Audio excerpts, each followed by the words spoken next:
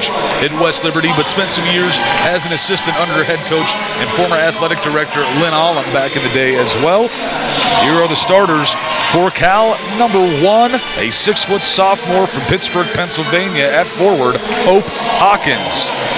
And number 4, a 5'4" junior from Saxonburg, PA at guard, Nina Shaw.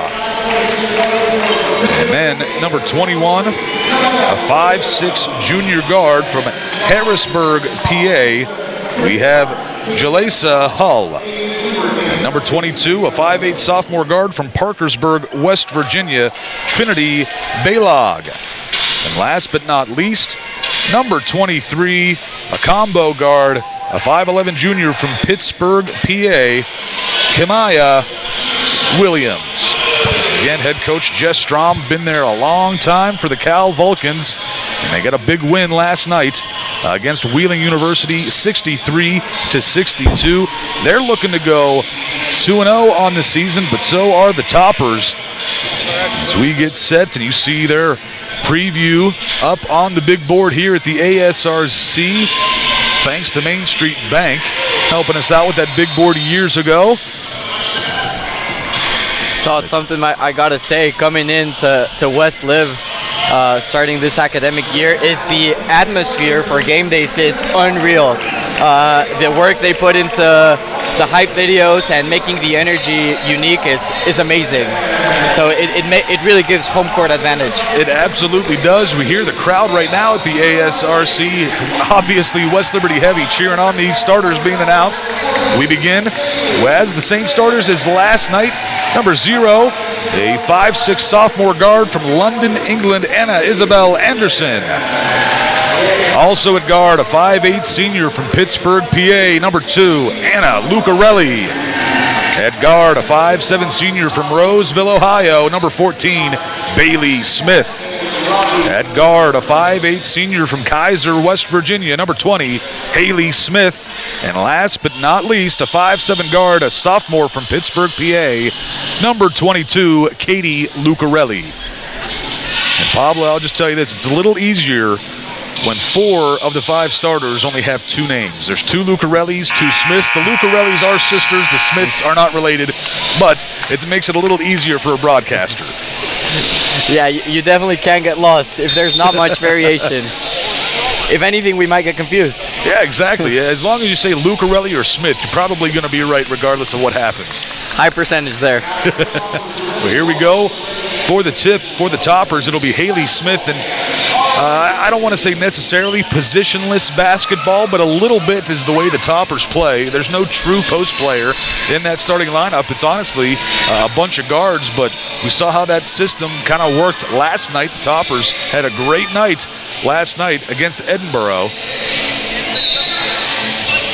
And for the jump ball, it will be Kimaya Williams, and it's going to be won by Cal to start off this ball game. Shaw, number 4, working against Bailey Smith. She moves well, crosses over to Trinity Baylog. Back over to Shaw.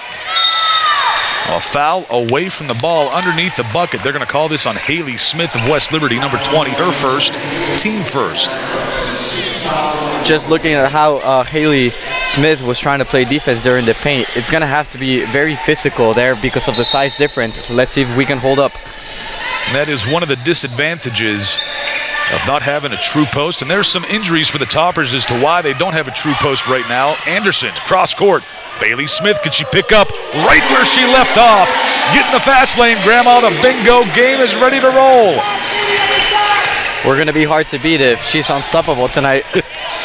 Bailey, again, put up a ton of points. 32 points last night for Bailey Smith. She gets a rebound here up to Anna Lucarelli. She had 19, 7, and 7 last night.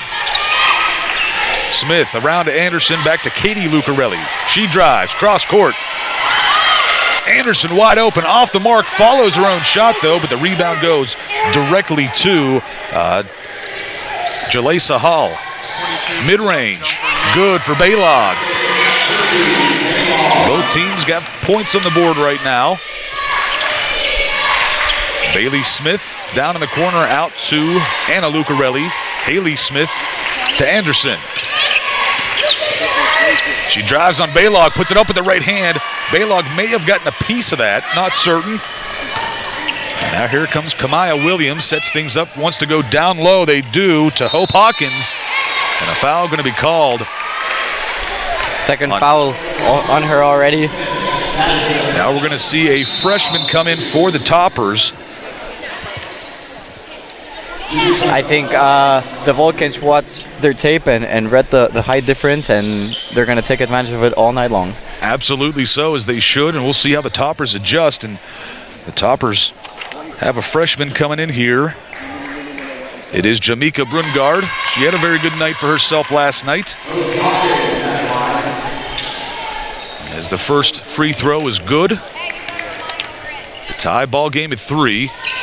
Misses the second, stays tied, and Anderson races for that rebound. Quickly up the floor we go.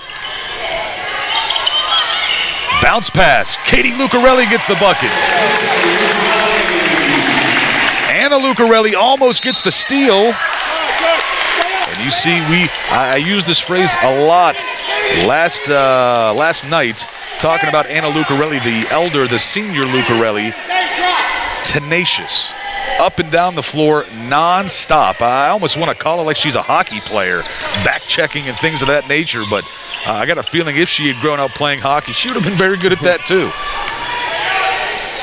She's very resilient, and she seems like a team leader. The energy she brings with the intensity is unmatched. Yep, and a miss here. Bailey Smith comes up with it for the Lady Toppers. Here we go. What's she going to do? Stops up from the free throw line. No good. Taken by Baylog.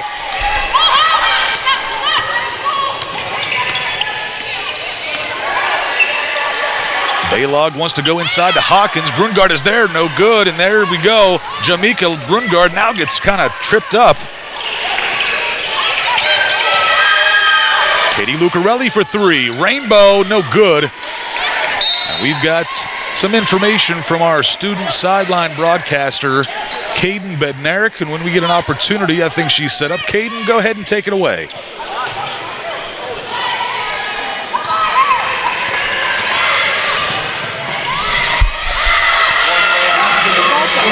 Bucket is good.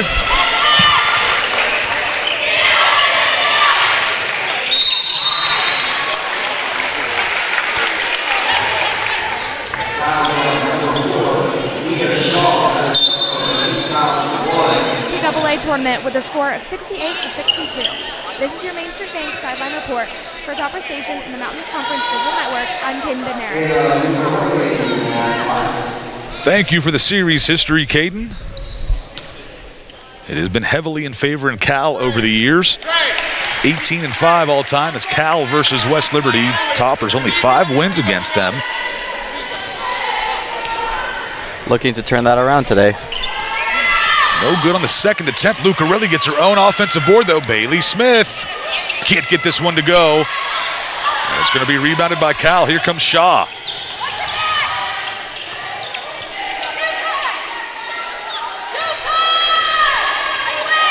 Shaw will slow things down a little bit. Drea Parker for the Toppers comes to the bench, getting ready to be subbed in. Baylog finishes with the right hand, and Cal takes the lead 7-6. Bailey Smith makes a little move. Good work there for Bailey. Pump fakes, puts it up, fouled. She will go to the line to shoot 2. And that will be the second team foul on Cal. They call this on Angel Henry. Good aggressive take there by Smith. Not afraid to challenge the physicality. I mean, she's confident in her skill set and draws a very good foul there. I'll take that back. That foul was on Hope Hawkins, number 1. Bailey gets the friendly roll from the ASRC rims.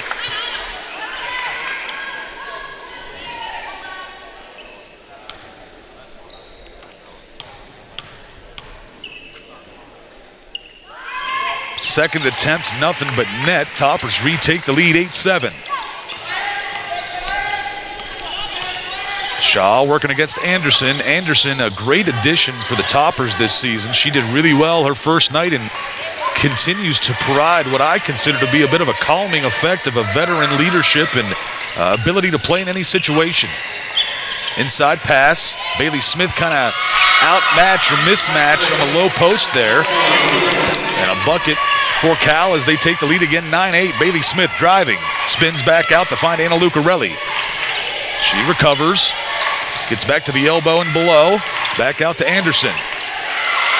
That pass off the mark taken by the Vulcans. Williams kicks it back down. Corner three is good. That was Jalesa Hall. Anderson into the paint. Nice little Euro step move. Brungard with the rebound. And Lucarelli cannot hit the three taken by the Vulcans. I like the matchup under the paint with Brungard covering there the post position.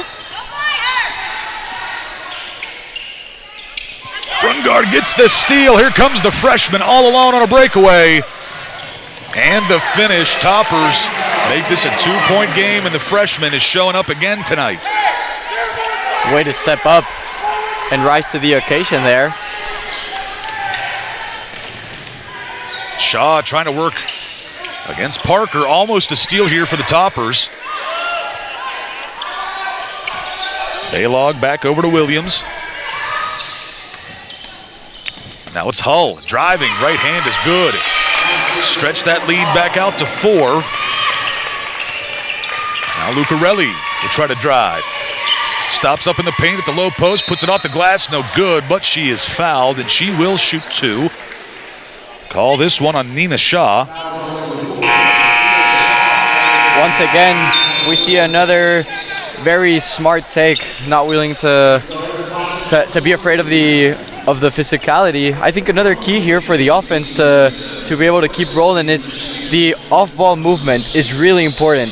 They might not be the tallest, but they're definitely a really fast team that can get open in from the off-ball movement, swing the ball around, don't be afraid to take three-pointers or mid-range shots. I think that's going to be the key for us today. Absolutely so. We'll see how that pans out for the Toppers. We'll take a quick 30-second break and come right back on Topper Station.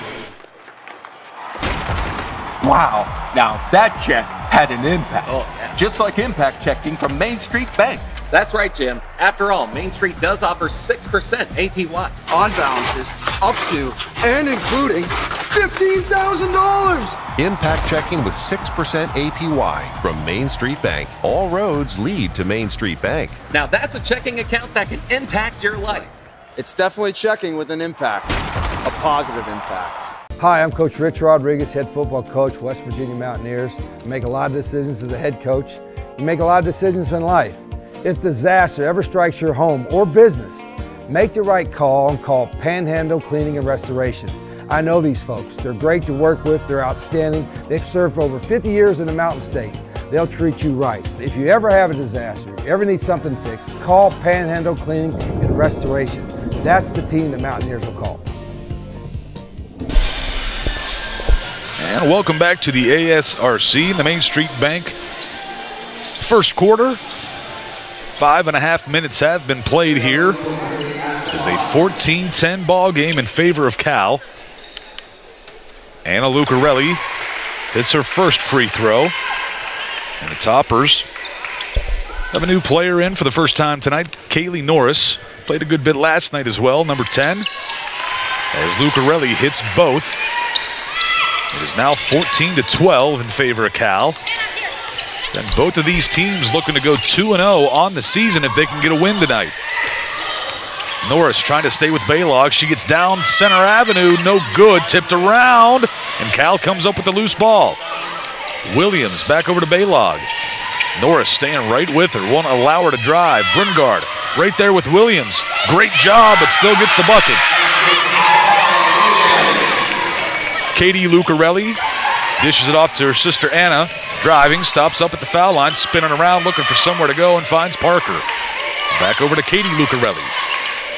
Kaylee Norris was the intended recipient of that pass. Now she is hit and knocked to the floor. And a foul going to be called against Jalesa Hull. That'll be her first, team fourth, one more, and the Toppers will be in the bonus for the remainder of the first quarter. Let's see what they draw up here from the side. See if we can get a good three-pointer mid-range shot in. We know Drea Parker likes to shoot the three-point shot. And Lucarelli finds Parker on cue. Can't get it like to you fall. knew it. Rims out, so close. That just about went as far down as it can go without popping back out. Baylog driving on Brungard. Shot's no good, but Brungard's going to be called for the foul. A little too ambitious there on defense. Didn't go straight up. You could see her have to find that balance in between keeping it clean and wanting to match up to the opponent. Bailey Smith in for Anna Lucarelli. Baylog's first free throw is good.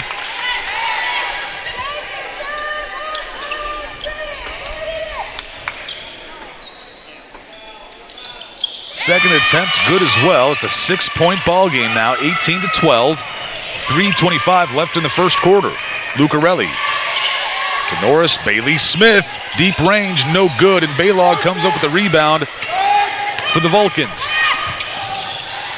She'll try to drive on Katie Lucarelli, stops her up at the elbow though.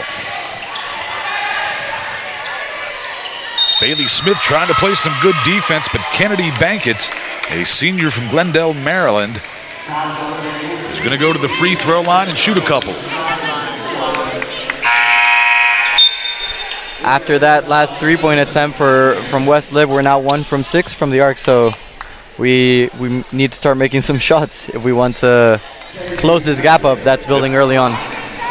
That's one of the staples of West Liberty women's basketball, has been for quite some time, since maybe all time, with Coach Lynn Allum played the same way and kind of lived by the sword, die by it, and the Toppers need some help here. Anderson will take this.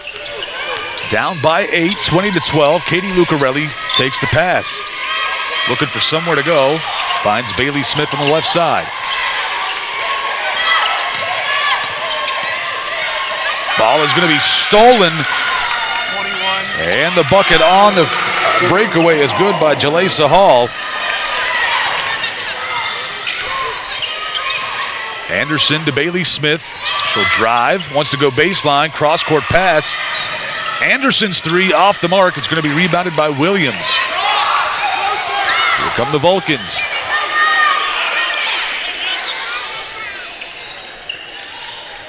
Inside pass, stripped away. Bailey Smith fighting for it. Who did it touch last? And they say West Liberty, and Toppers bench not happy with that call. We got to give the benefit of the doubt to the refs, and their call is what goes at the end of the day. My thought, especially when it's a play that far away from where we're sitting, they have a much better view than we do, and you're starting to realize, I know it's early in this ball game, but with people going back and forth and the referees on the floor, sometimes it is difficult to see exactly what happened. Most definitely. From the corner, no good, but the rebound by Hope Hawkins, offensive for the Vulcans.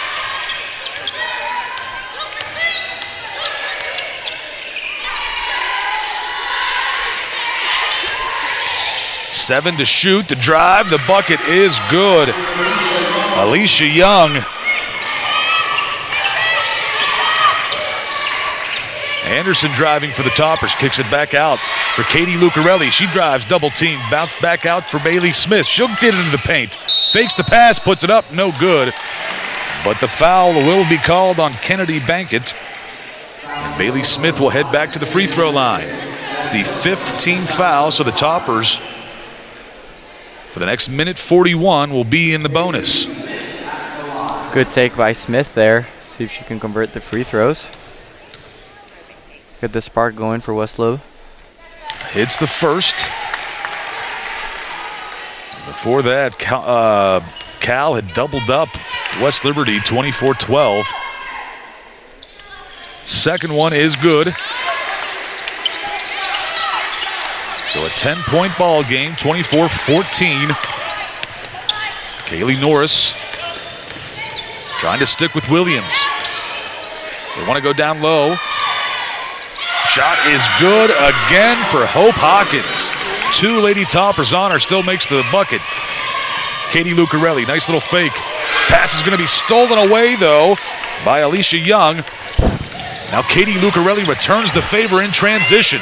So I talk about the Lucarelli sisters almost being like hockey players back checking. Bailey Smith from the right wing, no good. Bankett has some time.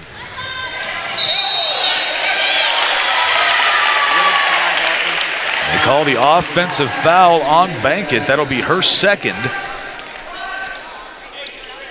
It was a great effort there by Katie on transition to make up for the turnover. I think she was even a little bit too selfless.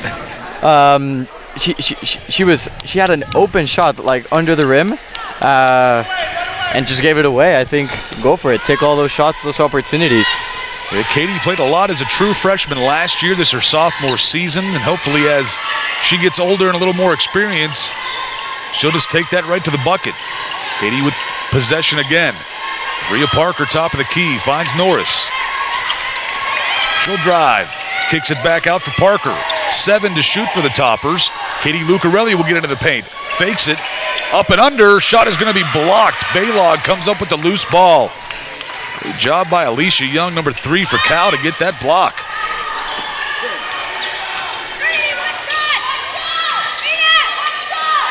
Nina Shaw takes over. No shot clock for Cal here, so they're going to take their time. You can hear their coach, Jess Strom, say 1 shot, puts it up, no good. Bailey Smith gets it with 5 seconds left. Toppers can hurry here. Bailey looking, puts up a deep 3. No good, off the mark.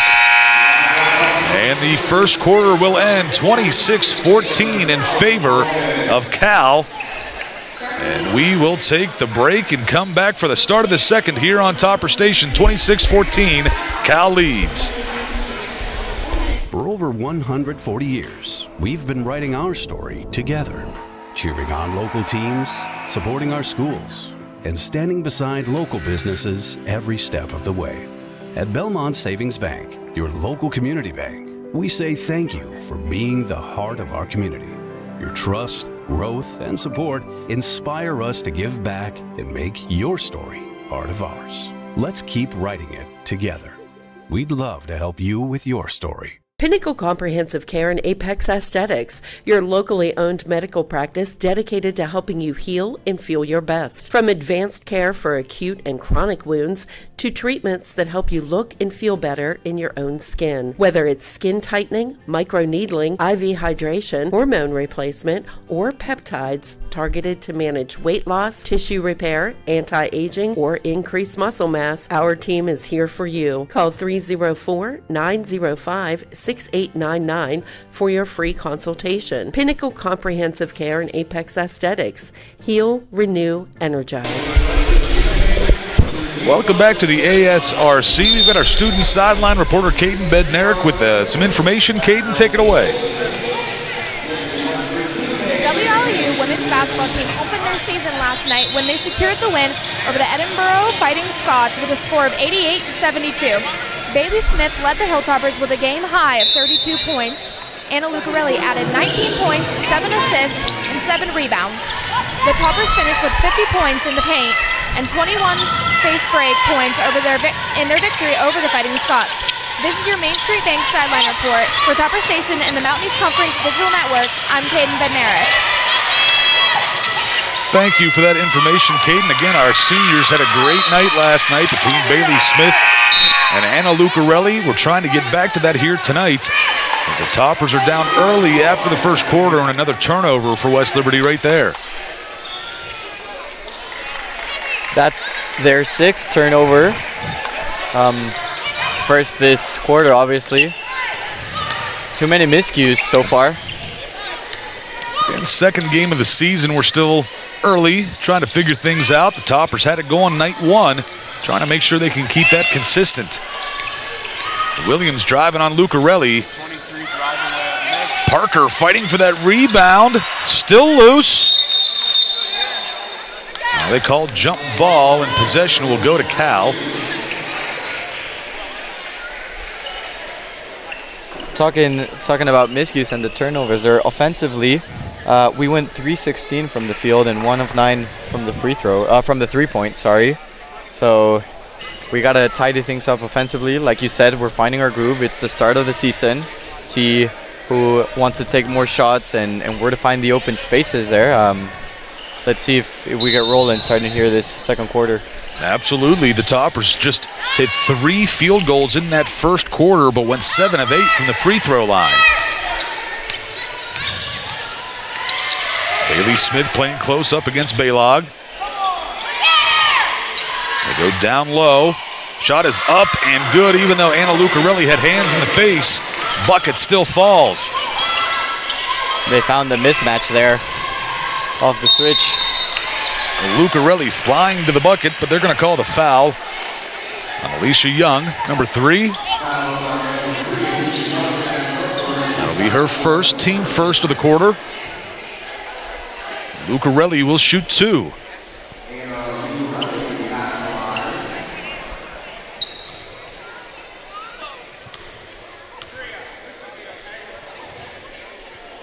First one falls for Lucarelli.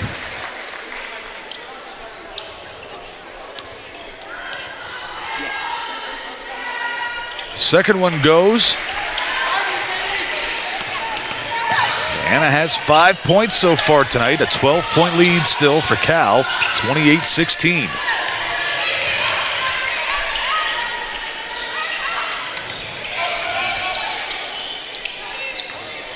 The drive here. Nice little move up. No good because a travel call was made on Jalesa Hull. Good defense there by the Toppers. More of what we want to see.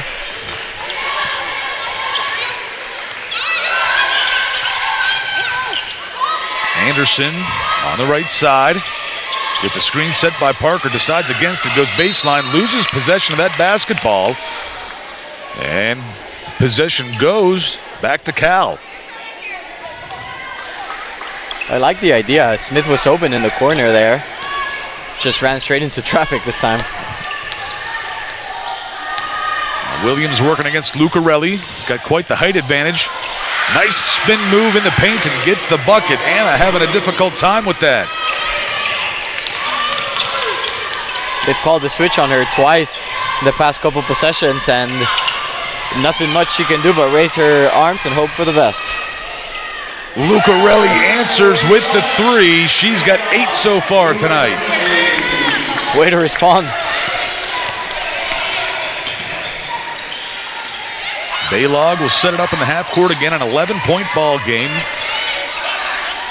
Williams goes to Hawkins, driving on Parker. Good defense there. Lucarelli gets fouled by Hawkins. That will be the second team foul. Great composure there defensively by Parker. I mean, she's a freshman and did not get too ambitious or kind of like stab. She stayed where she needed to be, and it was perfect defense. As a freshman, it's impressive. Well, hopefully these things continue to get better as the year goes on, especially for these freshmen when they're set these standards early on in the season. Parker tries to answer offensively, can't do it, and a rebound taken by the Vulcans, and here comes Alicia Young, number 3. Hands it off to Baylog. Working against Bailey Smith. 7 minutes left in the opening half. The Highlands Chick-fil-A second quarter. 5 to shoot for Baylog. Anderson right with her. Ball is loose. Gets it back though. Somehow gets that one to bounce in.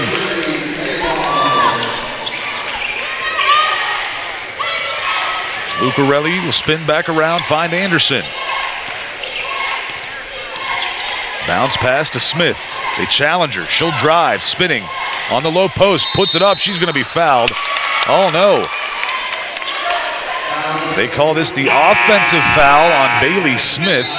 It'll be her second personal. And Haley Smith re-enters the game with 6:26 left to play in this first half. She has 2 fouls already. It was 2 fouls within the first minute of play. So I think she had to have a little reset, and I think she's key defensively for us. So from the elbow, kicks it back out. Williams working against Anderson. Again, another height mismatch here. Just spins in the paint, and a good bucket again for Williams. The way it looks right now, they could do that all night long. Haley Smith driving baseline. She's going to be fouled. And Kamaya Williams picks up the foul. It's her first, team third. Good job there drawing the foul. Third or fourth time we see that. And as you said a little bit earlier, I mean, we've been the most efficient from the free throw line, so definitely keep attesting more to that. I wouldn't mind seeing like more opportunities from the three-point line or mid-range shots, even though we haven't been as effective to start. I mean, we got to get the confidence, and it's a non-conference matchup to start the season. They got to get comfortable. I think they need to keep shooting. I think if somehow, again, they've only got 1 foul apiece so far, but the players that are able to get into the post and get those little spin move bunnies, if we can get them in foul trouble and out of the game, that'd be a nice way to kind of double dip, get the free throws and get them in some foul trouble. Baylog working against Bailey Smith, trying to use her physicality. Shot does not fall, but Bailey picks up her 3rd personal. Just what you said, what they might be doing on Smith there. I mean, they know she's our star player. And 3 fouls, and it's not even halftime yet. It's pretty dangerous. 5:37 left, and Bailey Smith has 3 personals. 2nd team foul here in the 2nd quarter. Baylog hits the free throw.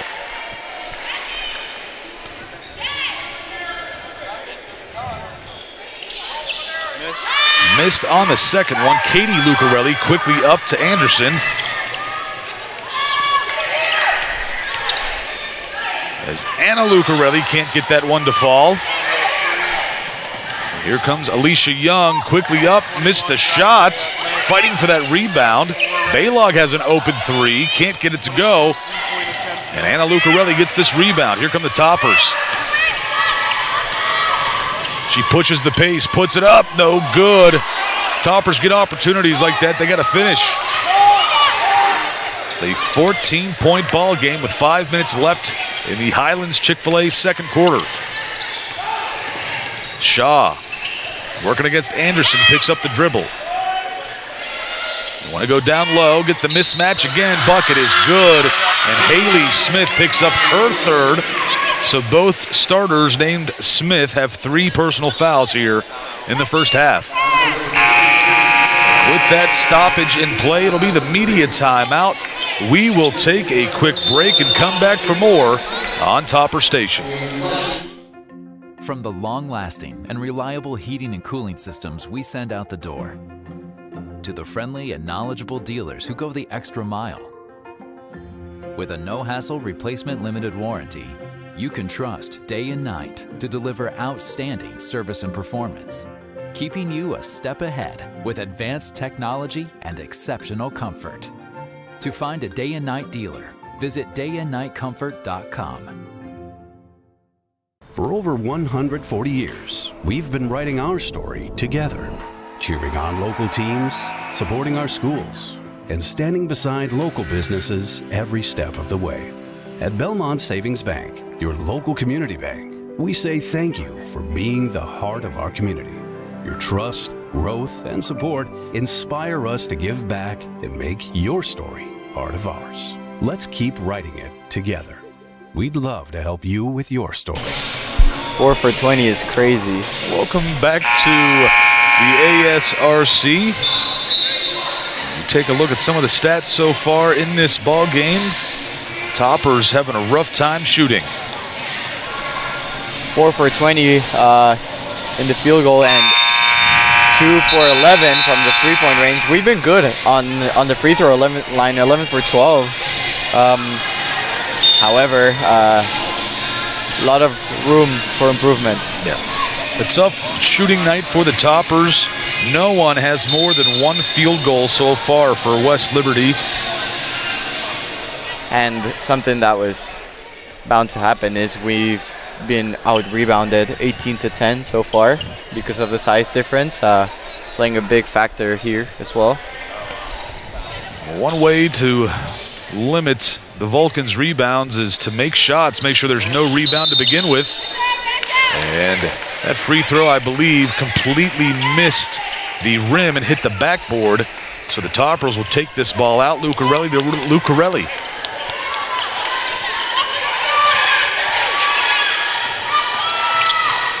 Haley Smith, I'm sorry, that's Anderson, gets the bucket off a nice assist from Anna Lucarelli. This pass off the mark for Cal, and this is the kind of stuff that the Toppers need if they want to get back into this one, make buckets and have Cal make mistakes. Just like you've been saying, the Lucarelli's playing hockey defense, putting that pressure on them is key. That's what forced that turnover there. Anderson looking, drives, stops at the elbow, finds Norris. She goes baseline, has some room, puts it up, no good, goes for the offensive board, it's still loose. Anna Lucarelli knocks it away, and now Norris did too, but a foul is going to be called against Norris. That'll be her first, team fourth. One more for West Lib, and Cal will be in the bonus. Good effort there by Anna Lucarelli there. Had no business getting that rebound and almost got the possession back. I mean, it's the start in those little efforts that make you get the hope and start building a comeback. Williams wants to go inside to a cutting Hull. They call the foul on Norris, and just like that, she has two, and Cal is in the bonus.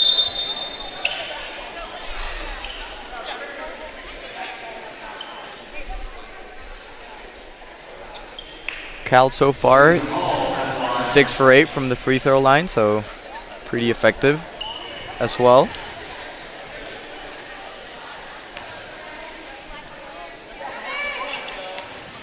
So Hull to shoot two. First one is good.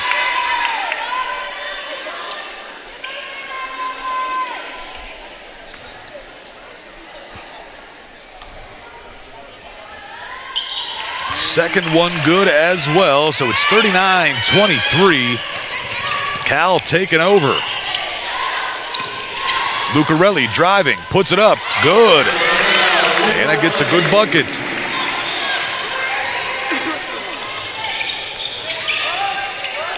Shaw will stop and set things up in the half court.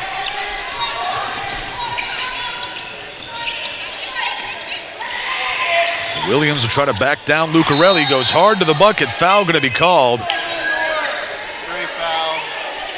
And they call this on Katie Lucarelli. No, it was on Anna Lucarelli, I think. It did, but they called it on Katie. Oh. Neither one of them had a foul yet, so it's not like Anna was in foul trouble, but they give it to Katie Lucarelli. It'll be her first. Interesting. First one goes. Her 11th point of the night. No, it was one of our fans. And she gave us all the money back. Second one missed, but gets the offensive board. It's still loose. Finally comes up with Hull. Another one of those miscues there. Missing the rebound off the free throw. Shaw wants to go down low, but Norris knocks that one away. Katie Lucarelli's pass is now stolen by Shaw. Baylog open, left hand, good. And a timeout called by the Toppers. 3:04 left in this opening half. And it'll be a 30-second timeout, but they will pitch to the media timeout. We will take the, well, no. Let's take that back. We'll keep it here. It is just a 30-second timeout. I think the Toppers are urging to go into the locker room, have a talk, and reset. Just starting to have too many loose screws left and right. And Anna, we want to highlight Anna Lucarelli. She's composed. I forget what word you used to describe her. Tenacious. Tenacious. She's yes. tenacious. She's still driving. she's loud. I mean, we can hear her through our headset trying to keep her team in it mentally and talking about body language and intensity. She needs to keep it up and be contagious. Well, we talk about the height mismatches for the Toppers. I know we spoke about injuries last year, but injuries this year as well. We've got 2 players that are 6'3" that are injured. We get another that is 5'11" that is injured as well, and just waiting to get that height back into the lineup after some of these injuries. Shaw almost gets this one stolen away. Baylog gets into the paint, working against Katie Lucarelli. Shot is going to be blocked by Lucarelli.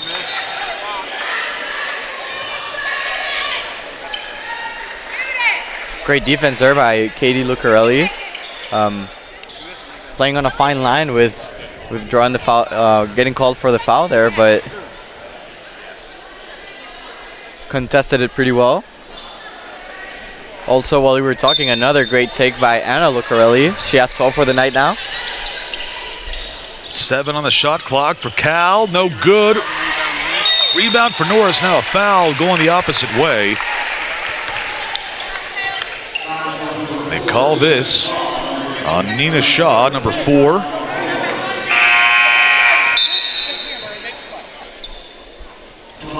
Kamaya Williams back into the ball game.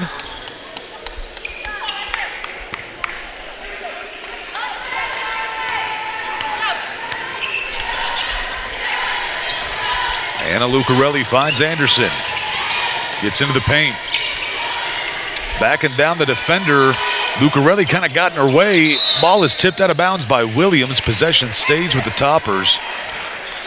And a 20-second shot clock. It's a good take there by Anderson in the paint off the spin move. I think she had a couple teammates open around the arc. As Williams tips this one off of Katie Lucarelli and out of bounds. Possession goes back to Cal.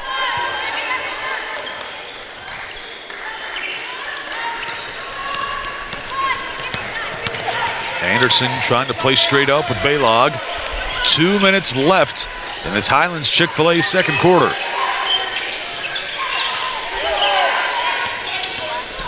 Driving right side of the paint, no good. Ball's loose. Norris gets it for the Toppers. Here we go. Lucarelli flying, makes a little move, puts it up, right hand, no good. Baylog the rebound.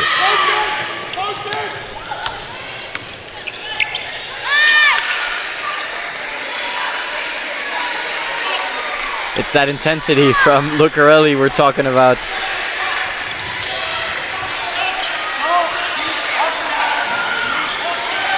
Ten seconds on the shot clock.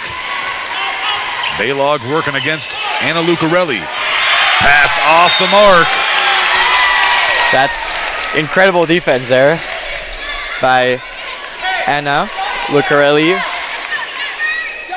Did not miss a step, and what I take from this play is the reaction after, just how loud she was and how she got the whole bench going. She is that emotional leader for the Toppers, for certain. Parker, deep three, off the mark, taken by Baylog. 1 minute left in this opening half.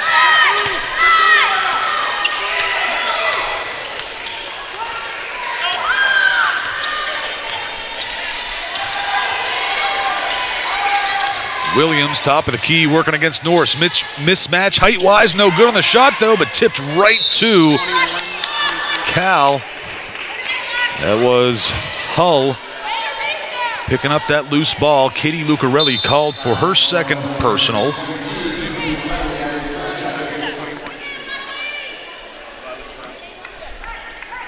Playing the best defense so far, it's been both freshmen Norris and Parker. I don't think they have any fouls called on them. Norris has a couple there. Yeah. She had it in that quick stretch. But regardless, I think they're just putting their hands up and being at the right place at the right time without feeling the necessity of doing too much. Right. To where they're just accumulating fouls by the second. Lucarelli to Anderson. Up and under, good. Anderson with 4 points so far in this opening half, 44-29. 20 seconds remaining in the second quarter. Hull loses possession of that, dishes it off. Little floater, no good. 2 Vulcans are there, puts up, no good. Still tipped around, and finally Anna Lucarelli comes up with it. 5 seconds left. She will drive, puts it up, no good, and time will run out here in the first half. Score is 44-29 in favor of Cal. And both these teams trying to go 2-0 to start the year. Right now, Cal has a big 15-point lead. We will have our student sideline reporter, Caden Bednarik, ready to talk to Coach Cooper here in just a second. And go ahead, Caden, take it away. Coach, what adjustments need to be made going into the second half to flip this game in favor of your team? I think we've got to play with our version of edge. Like right now we're playing their game, and unfortunately we're not going to win their game. So we've got to settle back into being us. We've got to toughen up a little bit, and we got to start attacking more on both sides of the basketball, and then we can clean some things up. But it's not we don't have a 15-point play. What we do have is the ability to start owning possessions and stacking some possessions. Stops need to happen. Thank you so much. Good luck on the rest of the game. This is your Main Street Bank sideline report for Topper Station and the Mountain East Conference Digital Network. I'm Caden Bednarik. Thank you for that, Caden. Appreciate it very much. Good info from Kyle Cooper as well as we head into halftime. It's going to be an interesting one here, Pablo, but again, we're going to have a halftime show coming up here shortly. And we will make sure we get you as much of the stats that we have and information we can get at halftime about what happened in this first half. So stick around for the halftime show, brought to you by Day and Night Heating and Cooling. And we will be back on Topper Station.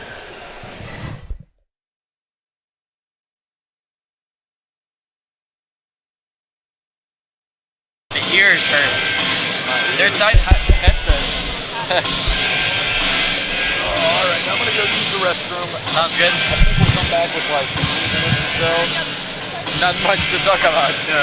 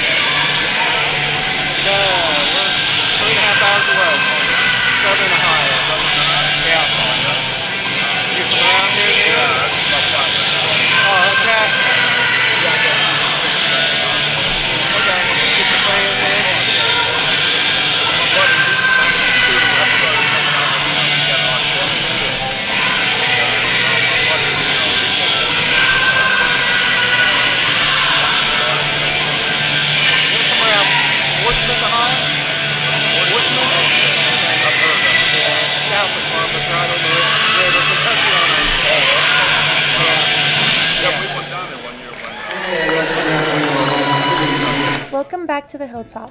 Welcome home to West Liberty University. For more than 180 years, this Hilltop has been a place of promise, purpose, and pride. We have been a catalyst for learning and opportunity in the Ohio Valley, a place where students become leaders. Today, we're building on that tradition. We aspire to be the partner of choice for delivering a transformational education, one that's based on hands-on learning and that makes a real impact in our community. And with your support, we've got the momentum to reach that goal.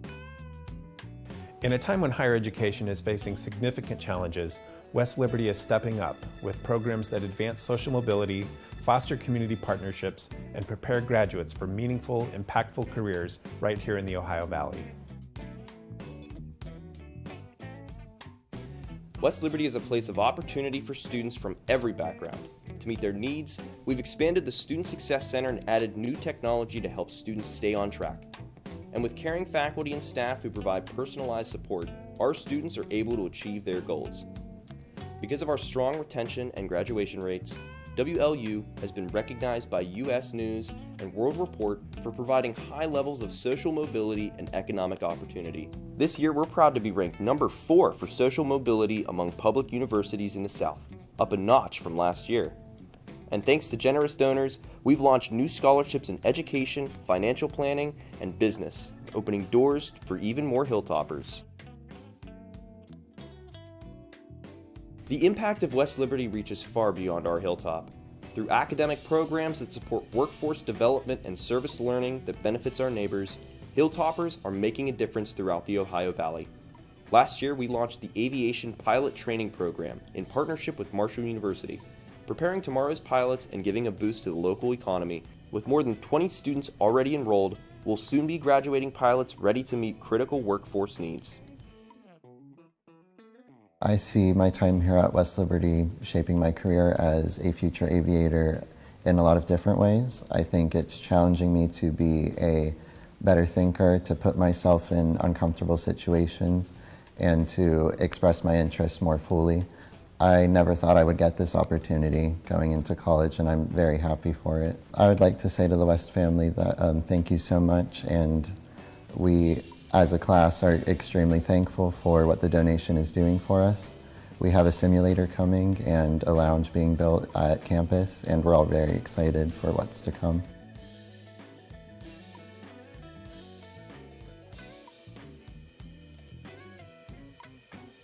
We believe the best learning happens when students put their education into action. Our campus clinics provide affordable care for the community, from dental hygiene to speech and hearing to behavioral health. We're filling critical gaps in regional health care. Thanks to the generous support of Expand Energy, Volunteer West Virginia, and Warwood Tools, we've transformed the campus Woods Trail system into a space that's both educational and recreational. And the creativity of our faculty enriches the community through partnerships with organizations like the Wheeling Symphony Orchestra, giving students unique cultural experiences. With the launch of the Appalachian Aquatic Conservation Center, West Liberty is making waves, literally, in science, sustainability, and economic development. First and foremost, we really are leading the way in experiential learning. Up until this moment, I would teach about propagation of endangered species in my conservation biology class. Now I'm thinking about ways to incorporate actual action here in this facility into the laboratory so that our students learn through doing and can add to their resumes by simply taking conservation biology skill sets that they would not be able to acquire without this space.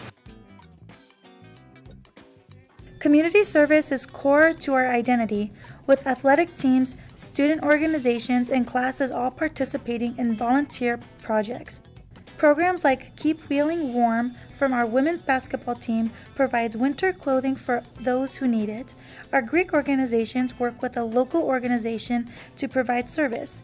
Many of our student organizations take on service projects as part of their mission, and our academic programs are out in the community making a difference. We also partner with the West Liberty Lions Club Family Support Center to serve local families in numerous ways. This spring, our new employee leadership program raised more than $1,000 for the center through the Community Arts and Music Festival. As an example of the variety of students we get, we've always had wonderful luck with our student athletes engaging the children, inviting them to their sporting events, interacting with them afterwards. Community education, this is what they're going to do for a living. So they come and they join forces with our planning and resource providing. We've had zoo science and dental hygiene. All of the departments have been a huge help, from libraries reaching out during story time, students playing with the younger children during teen group in the library. All of the departments, campus ministry, they've all been such a huge help. I'm proud of how West Liberty is engaged with the greater Wheeling area through experiential learning opportunities that meet the real-world needs of our community. Today, students need every advantage to stand out in a competitive job market. Through internships, research projects, and creative experience, we're helping Hilltoppers build confidence and connections for life after graduation. The RISE initiative brings educators and employers together to strengthen the regional workforce. For more than a year, we've led monthly meetings, hosted networking events, and created new student programming to bridge the gap between the classroom and the workplace. This fall, we're developing the Professional Passport, a tool to guide students on their career journey. Along with micro-credentials, it ensures every Hilltopper leaves with more than a degree. They'll graduate prepared, polished, and full of purpose. I've enjoyed meeting alumni from across the country, each with a unique and heartfelt story about their time on the Hilltop. Your story is part of our story. Your gifts, your mentorship, your belief in what we do. These drive our momentum forward.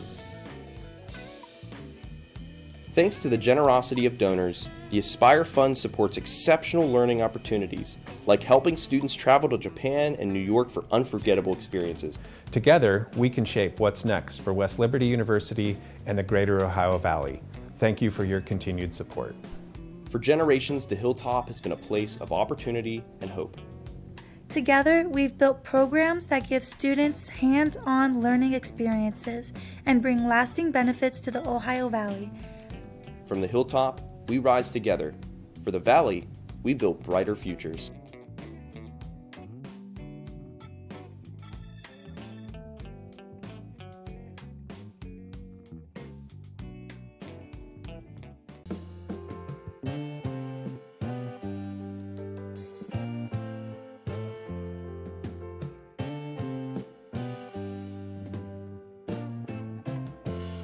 My name is Shauna Seyfried, and I am from Wheeling, West Virginia.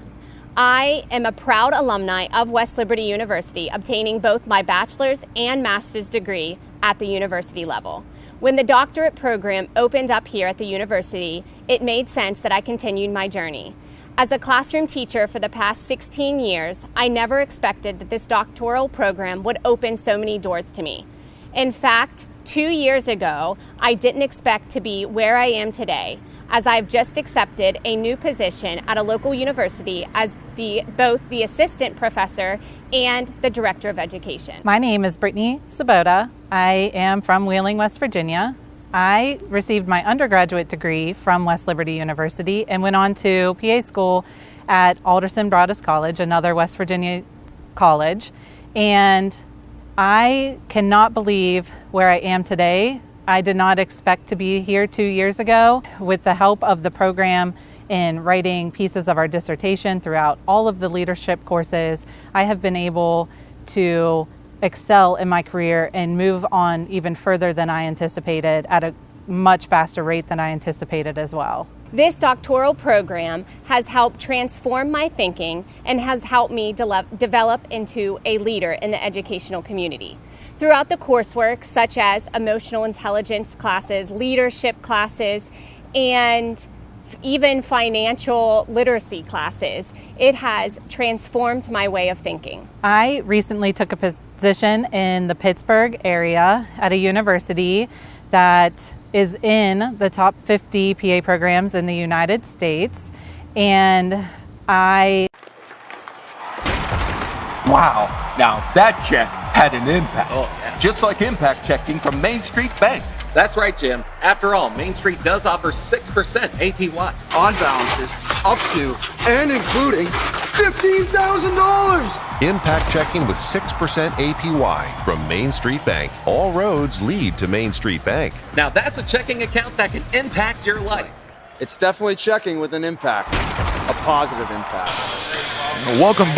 Welcome back to the ASRC. It is time for the halftime show brought to you by Day and Night Heating and Cooling here at the ASRC. The Toppers down in this one 44-29. The tough first half for the Toppers. And we take a look at some of the stats shooting-wise for West Liberty. It's been a rough one, shooting 27% from the field, 2 of 12 for 16% from behind the arc, but from the free throw line, 11 of 12, much better there. Rebounds heavily in favor of Cal, 25-13. Offensive rebounds heavily in favor of Cal as well. Turnovers pretty similar there, but you also take a look at points in the paint. It's 28-12 in favor of Cal, and then also second chance points 10-0 in favor of Cal. And again, it's due to some of these injuries for the Toppers post players. It seems like anybody who is a true post player for West Liberty got injured preseason, and it's just a tough pill to swallow sometimes. Most definitely, Todd.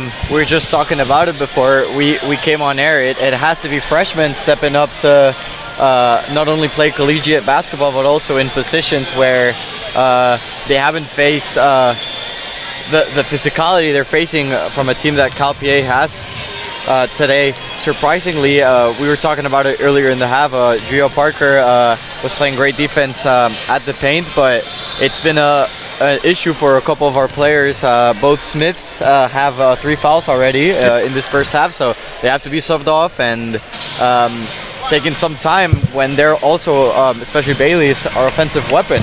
Yep. So it's just, it's been a lot of miscues left and right here, low shooting percentages, and just really mistakes that need to be like tuned up in order for us to turn it around. We've been saying it's early in the season still. It's the Atlantic region crossover. We're meant to do these mistakes here, but I mean, we still want to see our team turn it around. Absolutely so. As we get this second half just about started, we want to let you know the question of the game and the answer from last night. The question from last night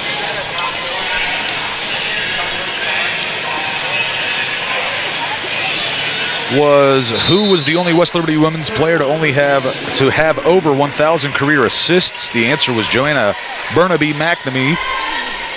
And the winner was Olivia Triplett. So congratulations, Olivia. You have a chance at the end of the year to get some free passes to the Mountain East Conference basketball tournament in a drawing at the end of the basketball season. We will have tonight's question of the game coming up here in just a little bit. It's a great take there by Anderson to start the second half. Not afraid to go up and drive. Again, a miss there for Hope Hawkins, a 6-foot post player that's had success tonight. And now they call the block on Anderson, and you can see by the look on her face she doesn't necessarily agree.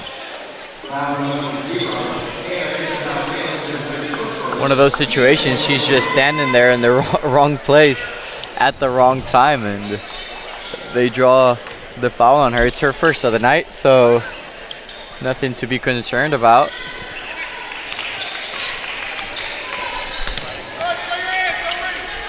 Now Baylog will set things up here. Dish it off, over to Bankett inside. Lucarelli is there, missed shot, and it's going to be the Toppers, Bailey Smith. Kicks it back out for Katie Lucarelli, puts up the 3, can't get it to fall, tipped around. Anna Lucarelli gets it with the offensive board and the putback. Surprising to see an offensive rebound, but we're not going to complain. We'll take it. We need more of that here in the second half. The drive for Williams, low post to Hope Hawkins, and she gets the bucket. Lucarelli dishes to Bailey Smith. 3-point shot on the mark. Bailey, hopefully she's starting to heat up here. She's got 10 points. And it's a 10-point ball game, 46-36. Such a quality player that we say she needs to start heating up, and she has 10 points, which is not a bad amount for this stage of the game. Williams trying to work on Bailey Smith again, knowing she has 3 fouls. Bailey has to be smart about this, and Williams gets the bucket. Anderson pushing the pace. She goes coast to coast, puts it up and good. Anna Isabel Anderson. Great work there in that transition, Anderson. Like you said in the first half, that leader by example type of image to this team that is just brought in. She's a graduate. Just works really hard. It's not very loud, but puts her head down and takes on the challenge. Great for her to step it up. That possession stays with Cal as it went out of bounds. The crowd here at the ASRC not happy with the call. Katie Lucarelli going to pick up a foul really quickly there. That'll be her third, team second.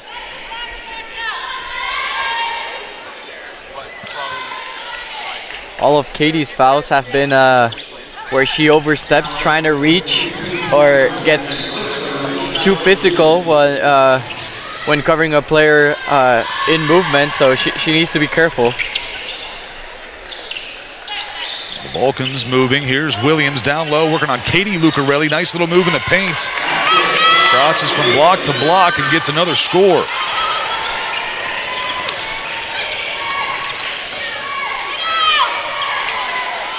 Three-pointer bounces around and no good. It's a good take. We need more of those. Anna Lucarelli with the steal. See if the Toppers can capitalize. Driving. Gets her shot blocked by Hawkins. Andrea Parker back into the game. Takes the place of Katie Lucarelli. Good defense there, played by the Vulcans. Anna from the baseline looking, lobs it out to Anderson. Now it's Haley Smith to Bailey Smith. Screen set by Haley. Bailey is driving. Shot is blocked again by Hawkins. Taken by Nina Shaw. Cross court to Bankett. Inside to Hawkins. Big mismatch there. Put it up and good.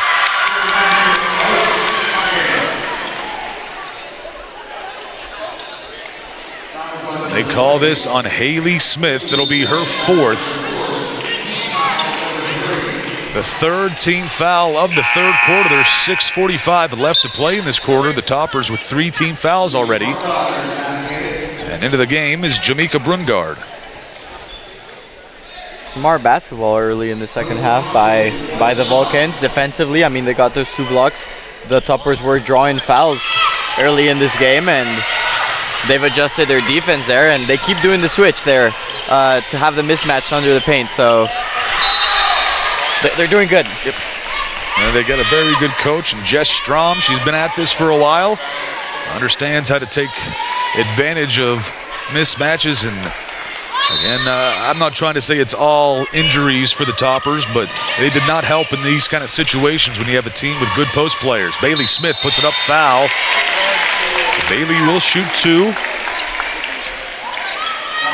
Good job there by Smith with the fake. Jalesa Hull picks up her second personal, first team foul of the quarter for Cal. She definitely expected Smith just to go for the take, and you can see the experience there. No good on the first one for Bailey.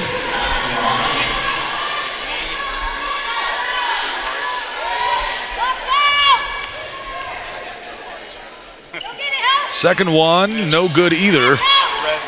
Hawkins gets the rebound. Quickly to Williams, now up to Shaw. Brungard's got to step out, leave some space in the paint. No good. Brungard gets the rebound for the Toppers. Lucarelli, bounce pass. Anderson trying to find somewhere to go. Gets into the paint. Lucarelli from the corner hits it. She's got 17 tonight. We talk a lot about Bailey Smith's performance yesterday, but Lucarelli had a very good one as well, and she has not stopped from both nights. Very well done. Williams inside to Hawkins. Brungard is there. The shot is good, and they call the foul on Brungard.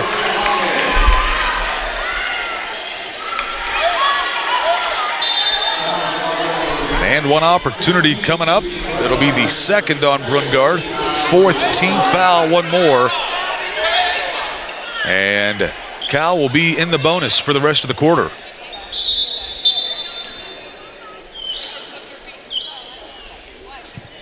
You could see Lucarelli coming up to Brungard after that foul. Brungard didn't react much, but you could see in her face she was frustrated about it, and Lucarelli tells her, "Hey, keep your head in it. do not take it too seriously. You're playing good defense. Keep going. Like, we can see it from here. Her leadership is, I mean, as an athlete, it's something admirable to see. Williams, nice bounce pass and the finish for Hull.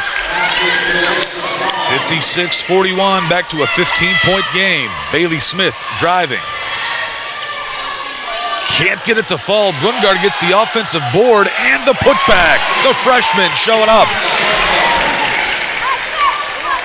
Amazing jump by Brungard there under the basket. 2 good offensive rebounds we've turned into points this third quarter. Toppers need a lot more of that. We're going to get back into this ball game. Lucarelli with the steal. Here we go. She's got Parker, freshman on each side. Puts up the 3. Gets it to fall in transition. Sean, she gave her the ball, looked her in the eye, and said, "Take it." Like, how are you not going to be confident if the leader of your team, the senior, is telling you like so confidently to take that shot? That's just great to see. A good job by Parker there to convert.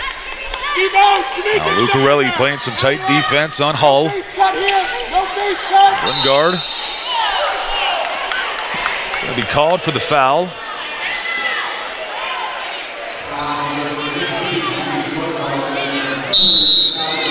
And we will take a media timeout.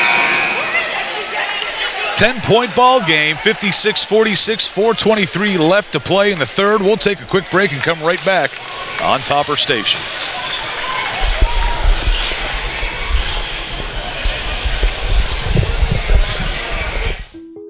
From humble beginnings in 1837, West Liberty University has been home to thousands of students. Whether you're a recent high school graduate or looking to complete a college degree later in life, starting your educational career at West Liberty University will be the catalyst for your future. This is a place where you will discover who you are and where you belong, surrounded by lifelong friends and a supportive faculty and staff. Start your journey home at westliberty.edu. For over 140 years, we've been writing our story together, cheering on local teams, supporting our schools, and standing beside local businesses every step of the way. At Belmont Savings Bank, your local community bank, we say thank you for being the heart of our community.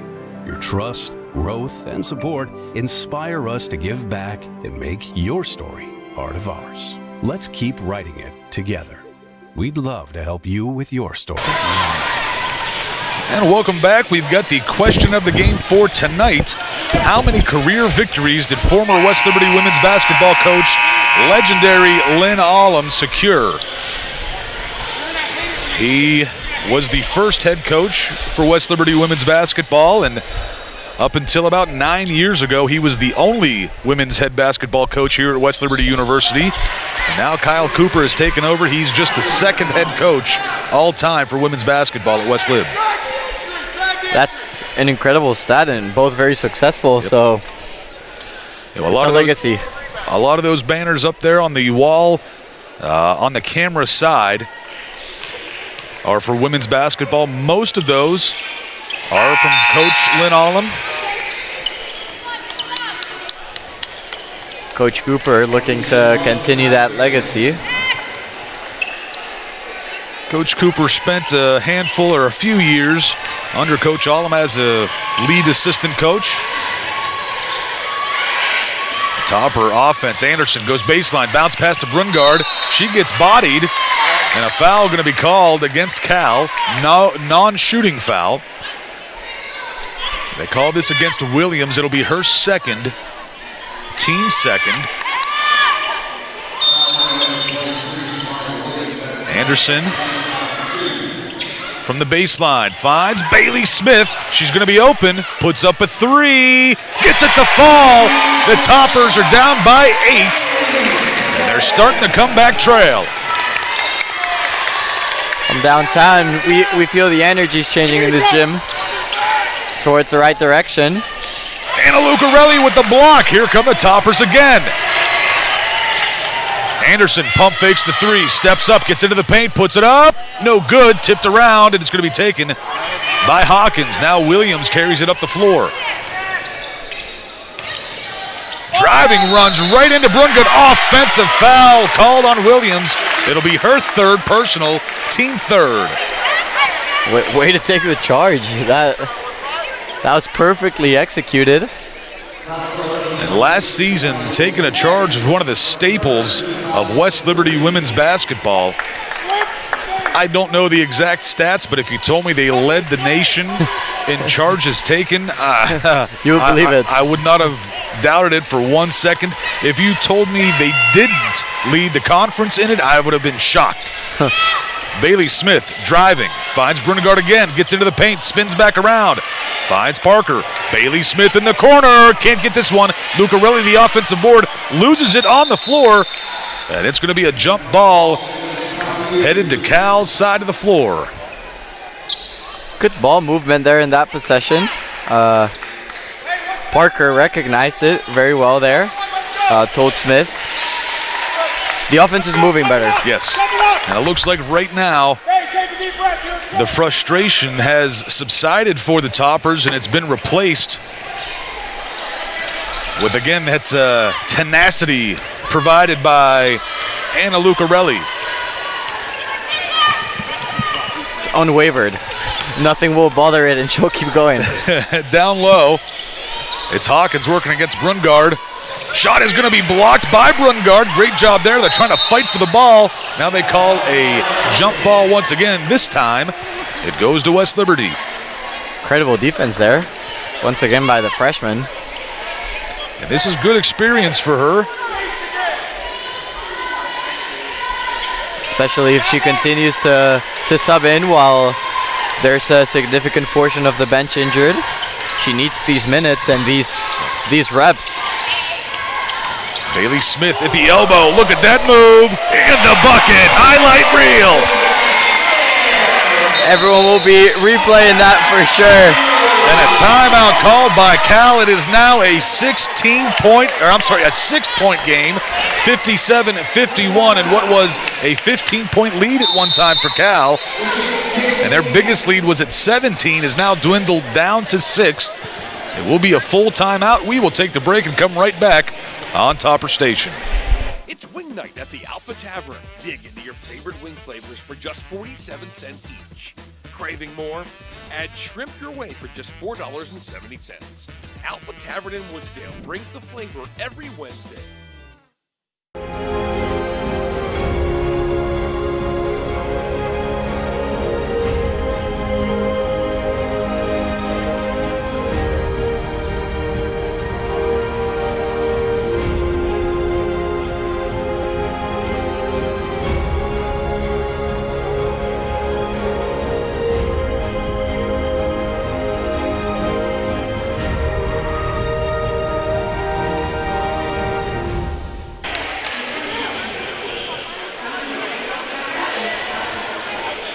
Welcome back to the ASRC, the WVU Medicine third quarter. Just a little over 2.5 minutes left to play here in the third. And the Toppers have come roaring back to make it a 6-point deficit. It was 17 points in the second quarter, 15 points here multiple times in this second half. Todd, we've increased this third quarter. We're shooting 52% from the field compared to what we shot in the half. It was a 27%, so we're doubling it up, and you can tell. That's exactly what the Toppers needed to get back into this ball game. Bailey Smith guarding another steal here. Lucarelli comes up with the ball. She's driving, puts it up, no good off the front of the rim. Williams comes speeding back the other way for Cal. Baylog will set things up in the half court here. 2:10 left in the third. This is Young working against Brungard. Williams back over to Baylog. They want to go down low. She'll drive it herself. Lucarelli's there. I believe she got a hand on it. No good. Here come the Toppers again.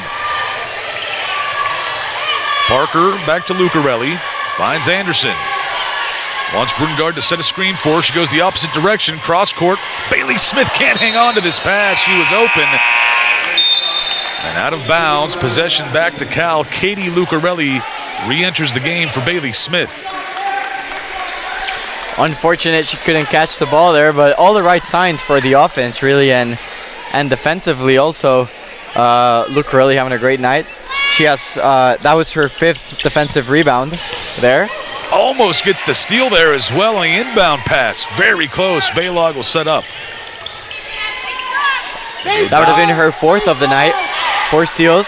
She's everywhere today. Hawkins misses that. Katie Lucarelli with the rebound. Finds Parker, thought about the 3 quickly. Now it's Anna Lucarelli driving.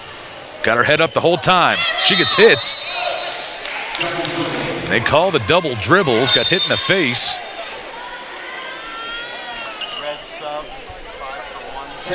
Possession will go to Cal.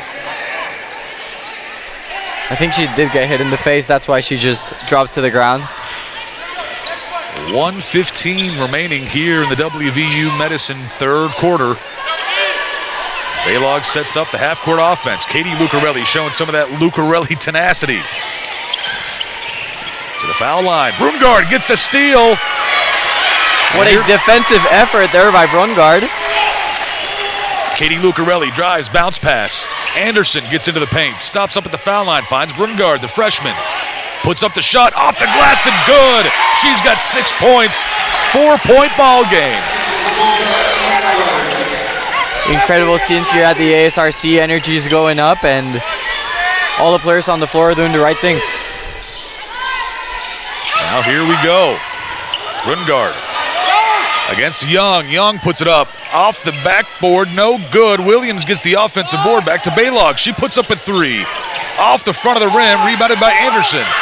18 seconds, shot clock is off. Toppers are going to hold and try to get the last shot, I believe. Again, a 4-point ball game, down to 10 seconds in the 3rd. Anderson drives, puts it up, no good. Williams gets the rebound. They've got 3 seconds left. Half-court shot, no good. That will be the end of the WVU Medicine 3rd quarter. The Toppers have cut down that lead to just 4, and the ASRC is amped up here. We will take a quick break and come back for the 4th quarter here on Topper Station. Hi, I'm Coach Rich Rodriguez, head football coach, West Virginia Mountaineers. I make a lot of decisions as a head coach. You make a lot of decisions in life. If disaster ever strikes your home or business, make the right call and call Panhandle Cleaning and Restoration. I know these folks. They're great to work with. They're outstanding. They've served for over 50 years in the Mountain State. They'll treat you right. If you ever have a disaster, ever need something fixed, call Panhandle Cleaning and Restoration. That's the team the Mountaineers will call. It's wing night at the Alpha Tavern. Dig into your favorite wing flavors for just 47 cents each. Craving more? Add shrimp your way for just $4.70. Alpha Tavern in Woodsdale brings the flavor every Wednesday. Welcome back to the ASRC. We've got our student sideline reporter, Caden Bednarik, with some info. Caden, what's the info? Here's a preview of the next 3 upcoming West Liberty women's basketball games. The Toppers hit the road traveling to Ursuline on November 19th to play at 5:30, then to Pitt Johnstown November 22nd at 1 p.m., then Seton Hill on November 25th at 11 a.m., before returning home to the ASRC on December 3rd to play against Salem at 5:30. Be sure to stay tuned to see how the Toppers develop throughout their season. This is your Main Street Bank sideline report. For Topper Station and the Mountain East Conference Digital Network, I'm Caden Bednarik. Thank you for that, Caden. The Toppers begin the 4th quarter on defense. Shot is up and good. The bucket is made for Kennedy Bankett. Now it's a 5-on-4 if the Toppers hurry. Bankett able to get back for some defense. Anderson finds Bailey Smith. She'll drive, tries to get baseline, puts it up, no good. And it's going to be a rebound for Bankett.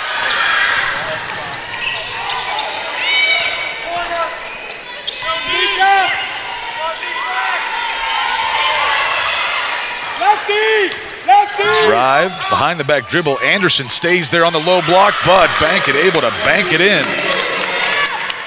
That's why that's her last name. Anderson kicks it off to Norris. She'll drive baseline, stops up, finds Brungard, puts it up, and good again. The freshman up to 8 points. Brungard is having a night, in my opinion. She's been stepping it up ever since she got subbed in for Haley Smith after those early 2 fouls in the first quarter. She's been doing nothing but great things out there. They call the foul on the toppers, Brungard. It'll be her first team foul. So she'll have to catch a breather. Anderson will come out as well as Haley Smith, along with Anna Lucarelli, re-enter the ball game.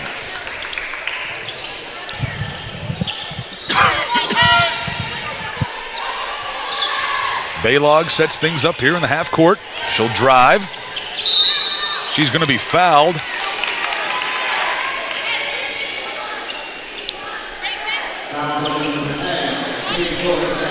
She calls this on Kaylee Norris. Her third of the night.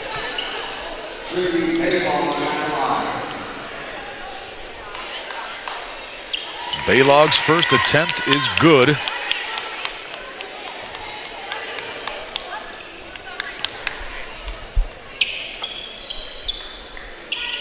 Second attempt good as well. 13 points on the night for Baylog.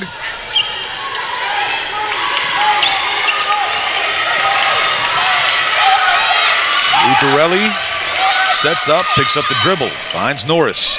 Over to Haley Smith. Now to Bailey. Haley driving the pass off the mark. And a turnover by the Toppers. It's going to be, just looking at the stats after the end of the third quarter, what changed that got us into the 4-point deficit, cutting it down, is our offensive effectiveness. So we need to avoid those mistakes. They're good looks, good off-ball movement and drawn plays, but I mean, Calpier did not stop stepping on the gas. We saw the percentages. They're as good as they were in the first half in the third quarter. So if we want to keep cutting the deficit, tie it up, we're just going to have to keep converting offensively those 3-point shots and everything else they've been doing. Bailey Smith picks up her fourth personal with just about 8 minutes left in this ball game, so she's going to have to take a seat. Rhea Parker back into the ball game. Williams driving, Anna Lucarelli there. Shot is up, bounced around and good. Williams with 19 on the night. They stretch this lead back out to 10. Lucarelli to Lucarelli, the bucket is good.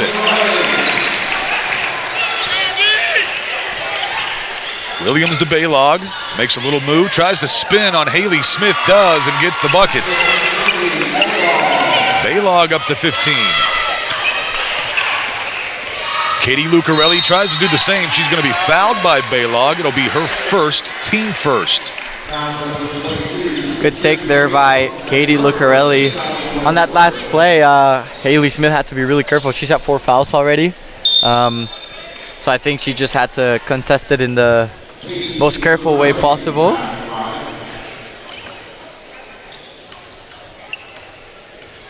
And also, Anna Lucarelli has tied the amount of points she scored last night at 19. Yep. Check out the stats on this. See where she's at on assists and rebounds. She had 19, 7, and 7 last night. Misses both free throws. Stays a 10-point ball game. Baylog going to be fouled. Parker picks up her first, team fourth.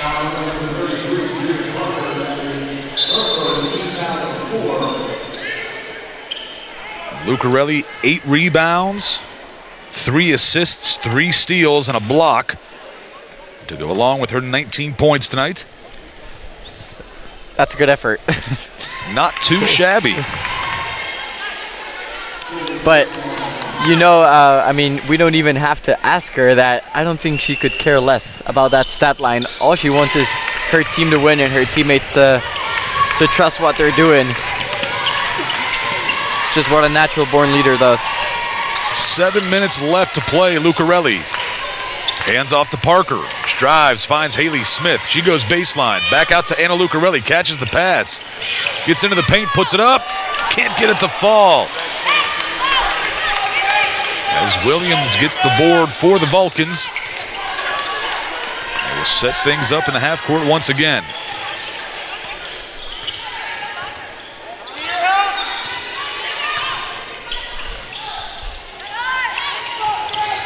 This pass off the mark and saves it from a backcourt barely. Parker is there trying to do the job but can't quite get it. Young driving, hits the underside of the bucket.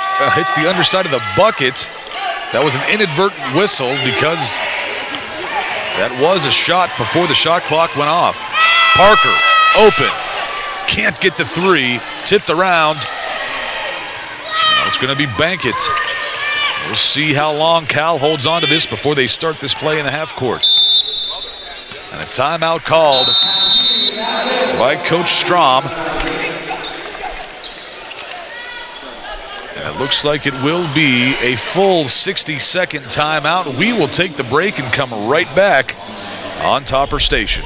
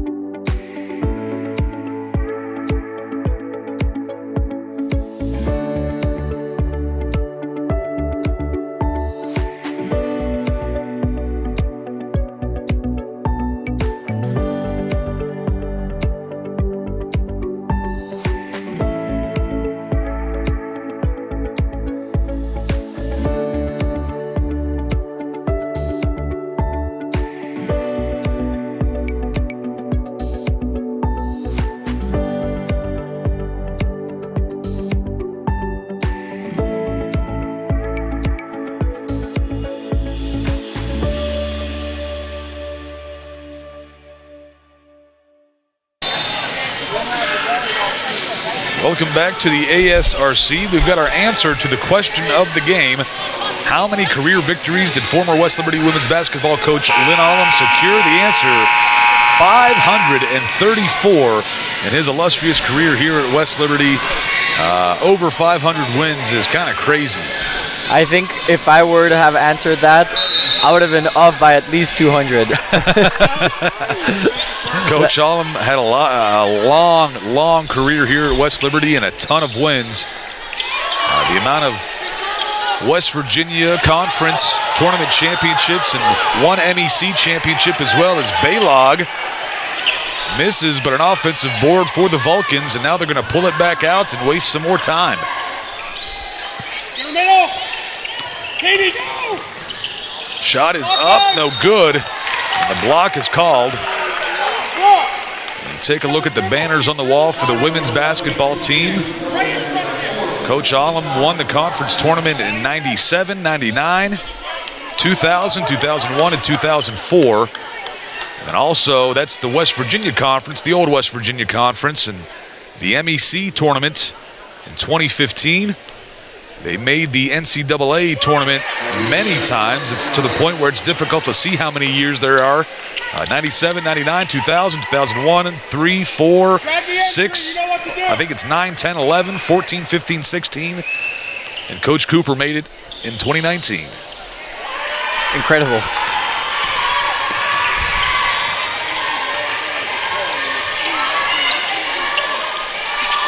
Parker, inside pass to Haley Smith. Can't get the layup. Unbelievable. Things are just not going the Toppers' way tonight. It's been a couple of those where it's just in and out and just nothing else you can do. That's exactly how it feels, too. Parker picks up a loose ball. Anna Lucarelli, one-on-one with Baylog. Shot's going to be blocked. Baylog takes it the other direction quickly. Up to Bankett. Oh, and Parker gets the steal. Anderson now for the Toppers. Little Euro step, can't get the bucket. Lucarelli the steal, quickly puts it up and good. Anna Lucarelli, 21 points on the night, 10-point ball game, 4.5 to play. Fourth steal of the night as well. tied to the amount of points you said, and she has 8 total rebounds. So an incredible performance by number 2. Young mid-range jumper, no good. Oh, they're going to call the offensive foul on Bankett of Cal. Bailey Smith back into this ball game with 4 fouls, but 4 minutes left to play. Katie Lucarelli will grab a breather. That is the 3rd foul on Bankett, 2nd team foul on Cal. We're playing on thin ice here. We subbed a player that has 4 fouls out for another one that has 4 fouls, and we have 3 out of our 8 with 4 fouls, so just surviving here. Puts it up. She is fouled. She'll go to the line to shoot 2. It's the 3rd team foul on Cal, 3rd personal on Hull. I think it was last time she was at the line, she went 0 for 2. Very rare to see, and especially because tonight we've been very good from the free throw line. 11 for 14. Bailey gets the first one to fall, and Bailey seems like one of those kind of shooters where that one barely got in and she knows she just needs a little bit more muscle. This one may be nothing but net. I hope I didn't jinx this. Nope, I was right. We've seen it happen a lot in basketball. Thank goodness it worked out that time. 4 minutes left to play. You know what you're watching. Yeah. It's an 8-point ball game now, 69-61. Young working against Parker, stops up at the free throw line, no good. Going for the rebound and a push from behind. You could see that fall hurt her. They call this on Bankett. It'll be her 4th personal. You can see that the fall took a toll on Anna, and she took a second to get up because she does not want to show any negative body language or energy to her team. Coach asked her if she's good, and thumbs up and head down, and let's keep playing ball. Anna steps back, finds Anderson, pump fakes on Baylog. Now it's Bailey Smith, loses possession, and they say it went off of Bailey, and it will be Cal's possession. 3:23 left, and it's still an 8-point ball game. Nina Shaw back into the game for Cal, taking the place of Baylog.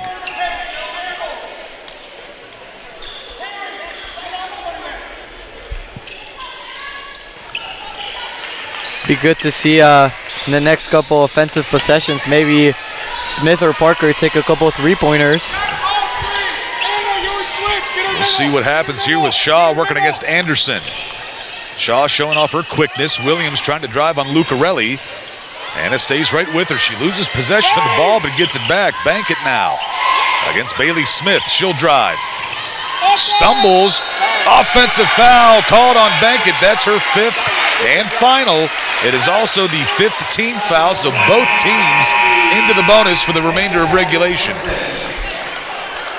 Very gutsy there from Haley Smith. She's at 4 fouls, and to want to even attempt to draw the charge there is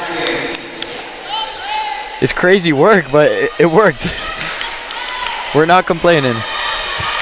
Topper's going to need a few other bounces here in the final 3 minutes. Bailey Smith will drive behind the back dribble, trying to find somewhere to go, spinning around in the paint, puts it up, and good. Bailey with 19, a 6-point ball game. Shaw pulls up. Lucarelli is right there. Discipline!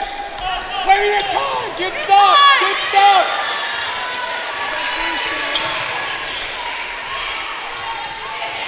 Key defensive stop needed here. Might be the ball game if they convert. Williams strong to the bucket, no good. Anderson the rebound. Oh no, and a steal. Puts the shot up, no good. But she will go to the line. That is number 21, Jaleza Hall. Haley Smith had done it there. Played great defense, put her hands up. Just good effort by Hall there to fight for that second chance.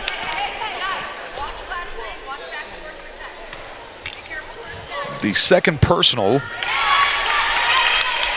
on Anderson. The first free throw is good.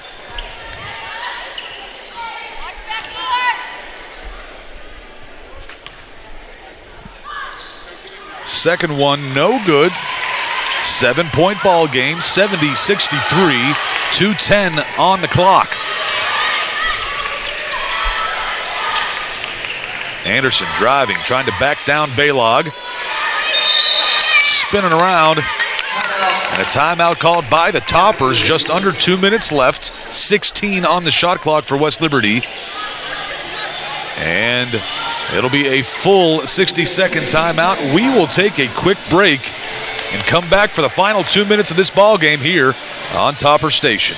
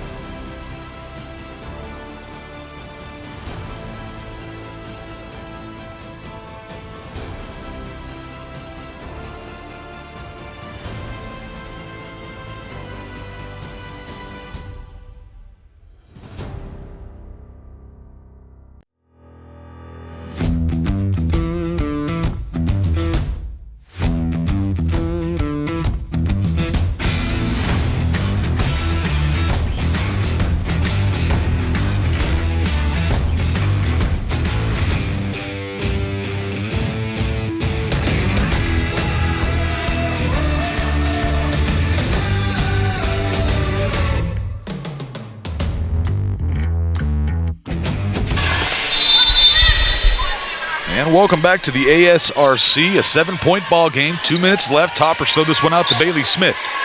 Baylog guarding her. They have 10 to shoot. Smith gets into the paint on a low block, puts it up behind the backboard.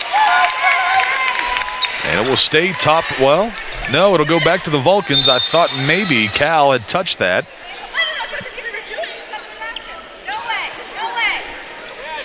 Now there's going to be a conversation here.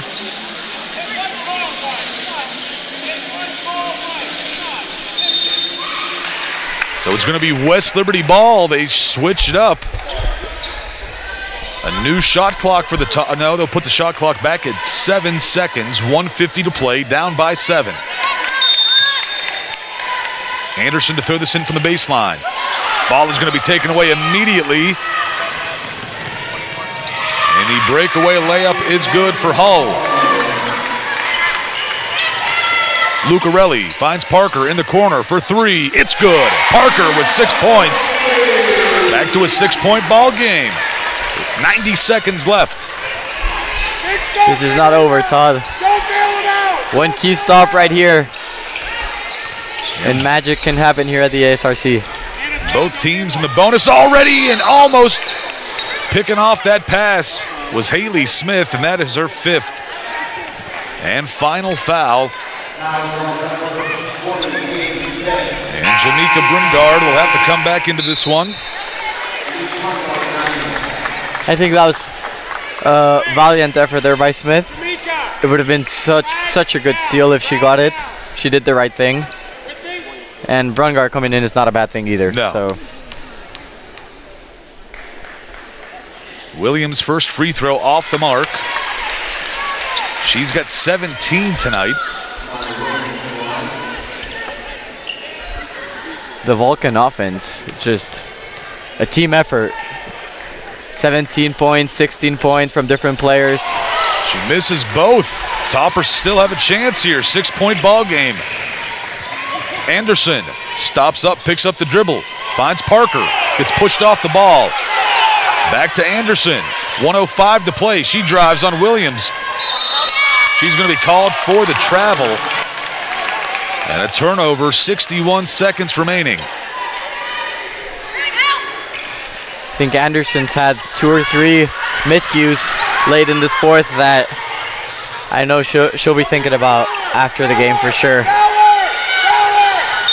Baylog going to be fouled by Brungard. That'll be her 5th and final foul.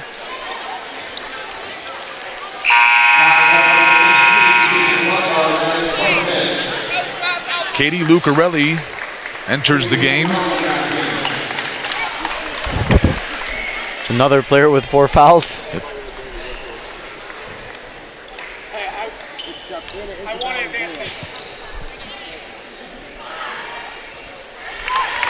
Free throw good for Baylog.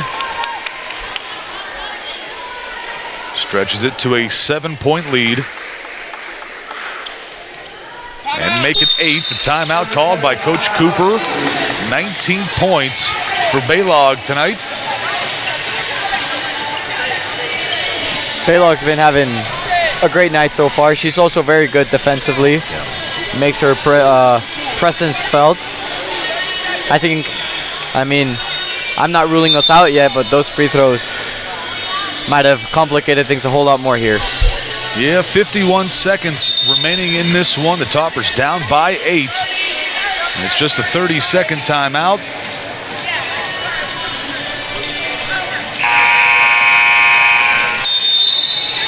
And we'll see the 5 on the floor for the Toppers when they come out. We need another Smith or Parker three-pointer. Yeah. We got Bailey Smith, Drea Parker,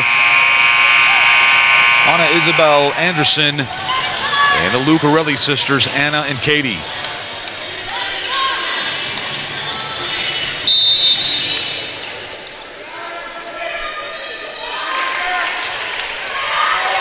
Anna Lucarelli quickly gets it over to Anderson. She'll try to drive on Shaw, steps back, finds Parker, puts up the 3, can't get it to go.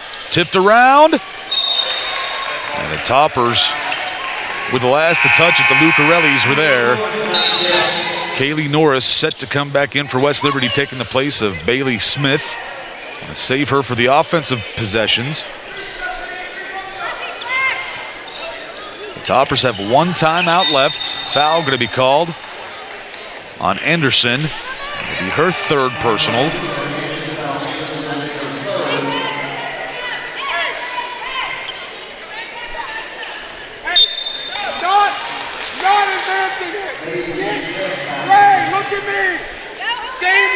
Same look. Think about the next action, right? Get right into it. So 38.3 seconds remaining. The Toppers in an 8-point ball game. Baylog trying to make it 10. She hits the first. She's up to 20 points.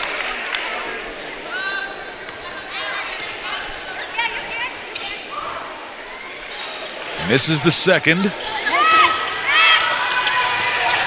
Lucarelli driving quickly. Going to be fouled by Jalesa Hall. Kaylee Norris set to come back in for Bailey Smith. They charged the foul on Baylog, not Hall. Okay. Yeah, even though I think we're pretty sure it was Hall, because it would have been Hall's 4th, but they put the second on Baylog. Lucarelli misses the first.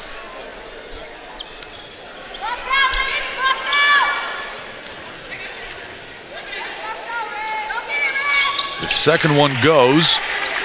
75-67. Lucarelli with 22 points tonight. Baylog going to be fouled. As Anna's first personal. And Bailey Smith set to re-enter for West Liberty. It's also crazy to think it's her first foul with how involved she is and how many fouls have been called. Yep. She's been very efficient with her tenacity tonight. Yeah. Some people listening to us might even be like, "Oh, you're just talking about Anna so much." I mean, she deserves the talk. It's been a great show she's putting on tonight. She showed why she deserved it so far tonight. Second free throw is good, 76-67, 9-point game. Anderson can't get the bucket, and Williams gets the defensive board. And Anderson takes her 4th personal.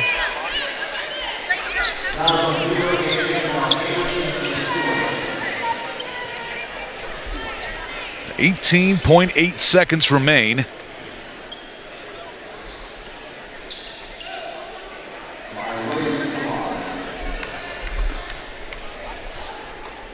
Hope for a miss here. Williams does miss. One more.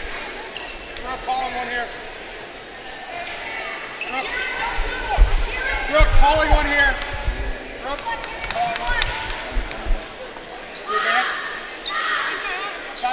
No good. Timeout by the Toppers. It is their final timeout. A 30-second timeout.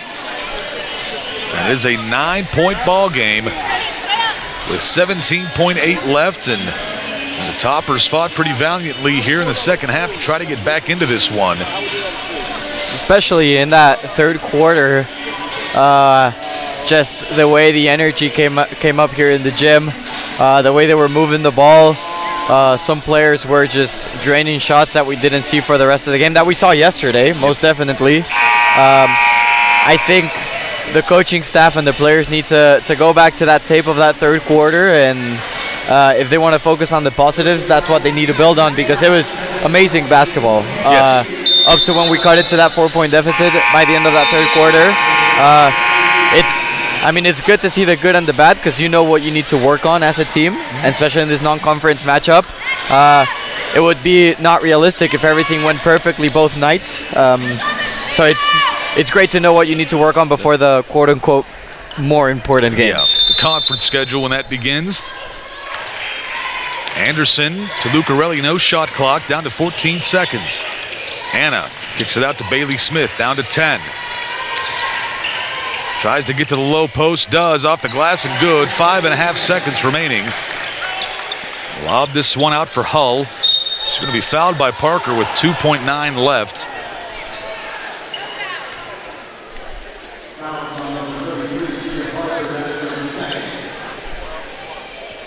I think she fouled out of instinct, not knowing what the clock said, and then the bench was just looking at her and looking around like, I think this was over. You can't blame her. I mean, no, absolutely not. They don't want to quit. No, they want to win. That free throw is missed, and that shows you a little bit of why. Hoping for another opportunity. Second one does go. Norris with 1 second, that's Anderson. And will be the final 77-69 in favor of Cal U. Cal is now 2-0 on the season. West Liberty is 1-1. The next time the Toppers play will be at Ursuline at 5:30 p.m. November 19th. So again, folks at home, pay attention to that, November 19th at Ursuline. And the Toppers won't be home again until December 3rd versus Salem at 5 p.m. And that will be our next broadcast here on Topper Station for women's basketball. Big thank you to all of you taking part in watching this on Topper Station tonight. The Toppers came back, had an opportunity to come back into this game and try to get a victory, but just came up short during this game. What was it? The biggest lead for Cal was 17 points in the first half, and the Toppers were able to come back, and they had it down to 4 or 5 a couple times. It was to 4 points by the end of that third quarter, and we even had a field goal attempt to make it cut the deficit by 2 or 1. I don't remember exactly, but as we were talking about, just a great effort to see both when the offense is flowing, when things are going great, who's making more shots, but also to see the inconsistencies on defense and how to adjust to these injuries and this missing size that we have because of the injuries. So I think we can take a winning game, a winning experience from yesterday, and look at the tape in detail, what went well throughout a whole game, and then what we need to improve. Those turnovers in transition, or those fouls that were called on defense by trying to do too much. So I think overall it was a great weekend for the team in order to kickstart conference play later in the season. Learned a lot about themselves, did the Toppers for women's basketball this weekend. Again, they'll have an opportunity coming up the 19th at Ursuline. It'll be a tough one for them, but we'll see how this goes. Leading scorer for the Toppers tonight, it was Anna Lucarelli with 22 points. Bailey Smith ends up with 21. And for Cal U, leading scorer was Trinity Baylog with 21 points, and then tied at 17, Kamaya Williams, And also Jalesa Hull, but a great game for both parts, and we're going to get to see the men's version of that matchup coming up next. And about 15 minutes ago or so, we will see West Liberty men take on Cal U in the ASRC coming up on Topper Station in just a little bit. Stick with us. We will be back on Topper Station.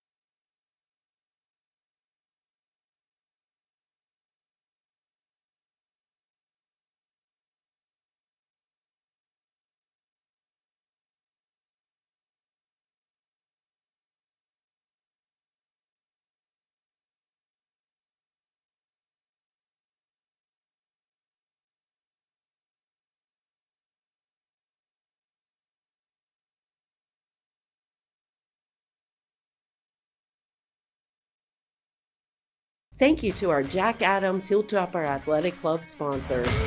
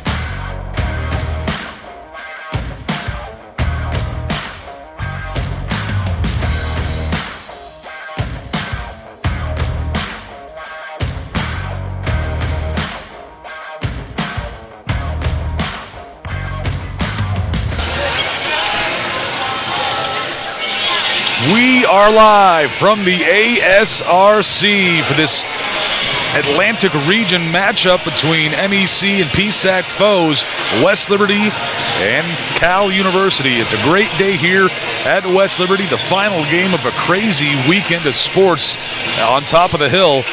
We've had a football game, 3 basketball games. This is the final of the 3 basketball games last night as well. It's been a crazy weekend for our broadcast team, and we are excited that the final game of the night is men's basketball for West Liberty. Last night, the Toppers had a big victory, 102-91 over Clarion to start their season, the first game of the Mike Lamberti era, the first win of the Mike Lamberti era, and they put up over 100 points. I don't think anybody in Topper Nation could have asked for much more. Yeah, I agree, Todd. It was just a great outing of basketball. You could see they were still running their full court press. We were counting 7 players transferred in from Coker, where Coach Lombardi came in, and their system was flowing. I mean, there were some inconsistencies to where Clarion cut their deficit. I don't know exactly to which amount early in that second half, but we were able to seal the deal and get the win, first win in the first game. Couldn't have asked for a better result, and I think tonight's a great opportunity to clean up those mistakes. I think it was more offensively. There was just some miscues, but I think it's going to be a great night of basketball for the men. It will absolutely be a great night, and we'll see another matchup that we saw years and years ago. Coach Danny Sankum of Cal U was at Wheeling a good while back, and now will face off against West Liberty again. There was a point in time when he was at Wheeling where it was number 2 and number 1 in the country, not just the conference, not just the region, the entire country. Wheeling and West Liberty were 1 and 2, and it was a great matchup. I don't know if anything like that will ever happen again. I don't think so, where their rivalry just grows to a whole different level. Nonetheless, I think just the players knowing the coach that they're facing raises the incentives and puts a fire in them to prove a point that their system and their legacy, I mean, behind these bleachers, you can see the banners from 2016 to 2024, 2025 is just dominance in this gym. So it's a dominant coach against a dominant program. There's high stakes, even though it's not conference, and especially in the crossover of conferences, it's really important to prove to the rest of the nation, hey, the MEC West Lib is here to win, is here to prove a point, and it's their opportunity because later on in the season they're only playing MEC teams. So when rankings drop regionally, post-conference tournament play for regional Perth and everything, they look back at these results and how we competed against Clarion, how we competed against CalPA. So tonight's very important, even though it's just the start of the season. It's going to be very important, again, even once we get later on into the season and they take a look at games that you played in your region and your record against your region teams. Obviously in the PSEC, they're also in the Atlantic, so even though it's early season, these games still have some postseason implications in the first couple games of the year, so it's always fun with these ones, and we know how they've wanted to do things with West Liberty basketball over the years. Most non-conference games, they are not going to schedule any cupcakes or teams that they think are going to be super easy victories. They want to get good wins against good programs and good teams, so when it comes down to the opportunity to maybe get into the postseason, or if they're lucky, like we were last year, to be a good enough team to host the region, they take a look at those things of in-region wins and how you did against teams in the Atlantic region. So it's going to be a big one tonight. It'll be fun to watch, and my voice is very happy that it's going to be the last game of the night. I think you might be even tired of hearing yourself speak these past 2 days. You have no idea how tired I am. I'm going to go home and just sit in complete silence. I promise you that. It's going to be the most enjoyable silence that you'll ever have. Oh, things are about to get started here. We're about 25 seconds away from the announcement of the starting lineups. A couple guys that I would really like to see continue to show up today are Jamie Muldowney, a big man but very versatile, has a three-point shot, can deliver under the basket, and another is freshman Cameron Williams. I see him work outside of the games, and he's shooting all the time, taking care of his body. I really want to see him succeed tonight. Yeah, Cameron Williams, as a freshman out of Cincinnati, Ohio, he impressed quite a bit, and he's impressed more than just you. He's impressed quite a few people here on campus that have got to watch him in scrimmages and in that first game of the regular season. It's going to be a tremendous one here tonight as we get set. Again, Cal taking on the Toppers in the second game of the regular season. We begin with the Cal starters. We go with number one, a 6'7" forward, redshirt sophomore out of Summerdale, New Jersey, Antoine Arnett. And a 6'7" redshirt junior forward from Clarksburg, West Virginia, number 2, Bryson Lucas. And a 6'3" senior guard out of Pittsburgh, Pennsylvania, number 11, Braden Reynolds. And a 6'5" combo guard, 175-pound sophomore from Pensacola, Florida, Jordan Buchanan. And at number 20, a 6'8" forward junior from Fort Wayne, Indiana, Dahlman Alexander. Their head coach, Danny Sankum, is 8th year at Cal, and previously to that, he was at Wheeling University in a huge rival for the Hilltoppers. Now, the Hilltoppers starting lineup. We begin with a 6'2" shooting guard from sophomore from Cranberry Township, PA, number 2, Max Hurry. And a 6-foot guard, senior from Pittsburgh, Pennsylvania, number 10, Dante Spadafora. And a 6'9" forward, sophomore from Mansfield, Connecticut, number 11, Hayden Abdullah. We've also got a 6'7" forward junior from Ireland, number 23, Jamie Muldowney. And last but not least, a 6'2" freshman guard from Cincinnati, Ohio, number 24, Cameron Williams, and a head coach in his first season at West Liberty, looking to go 2-0 on the season. Mike Lamberti, his assistant coach, is Aaron Huffman, longtime assistant here at West Liberty. He goes back a long ways. Greg Bearer and Brady Arnold, the former Hilltopper himself. is back on the sideline along with the student assistant Jeff Mankins. Again, Cal lost last night in just dramatic fashion. Tough for them to lose on the 3 free throws by Wheeling, and we've got a sideline hit from Caden Bednarik. Caden, take it away. We're on to the third game of the night, where the West Liberty Hilltoppers will face off against the Cal PA Vulcans. WLU is 41-31 all-time against the Vulcans. Their last meeting was November 2022, when West Liberty took home the win 94-85. The Hilltoppers also faced the Vulcans in 2007, which was their first NCAA tournament game. This is your Main Street Bank sideline report. For Topper Station and the Mountain East Conference Digital Network, I'm Caden Bednarik. Thank you for that, Caden. And Muldowney gets the first bucket for the Toppers. It was Arnett hitting a big 3 for Cal right before that for the first points of the game. Lucas to Alexander, gets the little bunny. It is 5-2 in favor of Cal early on. Williams dishes to Muldowney. Hurry finds Spatafora. The Toppers in the white, Cal in the black with red trim. Spatafora goes baseline, passes this one out for 3, off the mark for Abdullah, but an offensive board for Cameron Williams.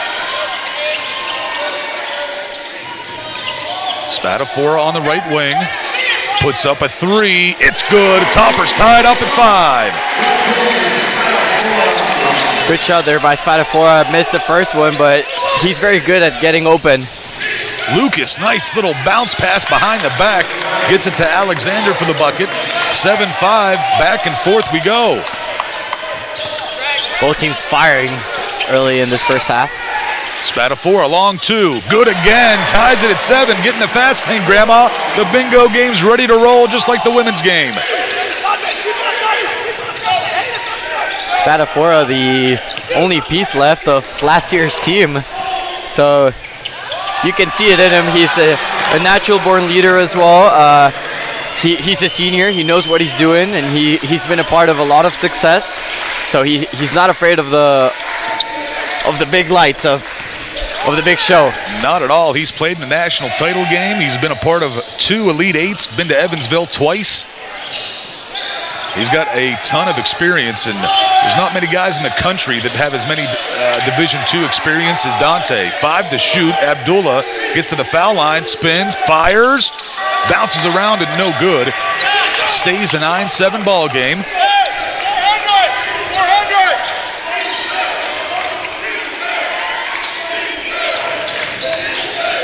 Reynolds, right side to Buchanan. Puts up a 3. Muldowney in his face, no good. Williams the rebound. Here come the Toppers. Spatafora directs traffic. Williams top of the key. Max Hurry gets a screen set, puts up a straightaway 3. No good. And Buchanan gets the rebound for Cal. Reynolds to Lucas, pump fakes the 3, puts up this one with the hand in his face, no good. Spatafora the board. The Toppers push the pace again.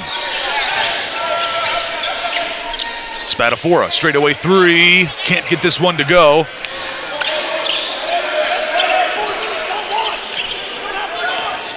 Finally calming things down after that very intense start. They didn't go full court press, so the Vulcans are going to take their time up the court. Lucas lobs it up. Alexander went up to catch it, brings it back down. No good on the putback. Toppers get the board. Into the corner. Muldowney backing down. Lucas gets to the board. No good.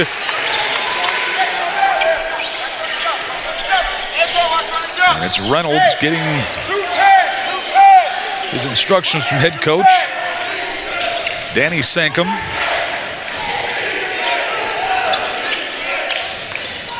Left side for Arnett.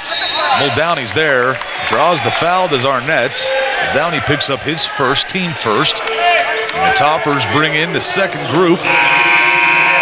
The Landon Butler, Xavier Harris, Terrence Pankey, Miles Montgomery, And also, Peter Latos. Arnett driving on Latos, inside pass to Alexander and gets the two-handed jam. He's 6'8", very hard to defend when he finds his way under the basket. Harris to Montgomery, back over to Pankey. Thought about the baseline, spins around, finds Butler. Montgomery will drive on Reynolds, gets his shot blocked, gonna fight for the loose ball. Lucas comes up with it quickly up. Here's Buchanan, Latos gets a hand up there, but the bucket is good. 13-7 in favor of Cal. Xavier Harris finds Pankey. Butler thought about the three. He'll drive, stops up. Harris cross court to Latos, pump fakes. Gets into the paint, nice bounce pass. Butler back to Latos, left hand and good, his first points. You could see that chemistry there in between Butler and Latos. Both come from Coker. They're two of the 7 guys that came with Coach Lombardi here, so it's not their first rodeo. Montgomery almost gets the steal in the press, and I'm pretty certain when we talk about Landon Butler, we saw the person that we know, he looks familiar. His brother Bryce was an absolute superstar here at West Liberty University, helped lead this team to a national title appearance in 2023, and a big three-point shot for Buchanan right there.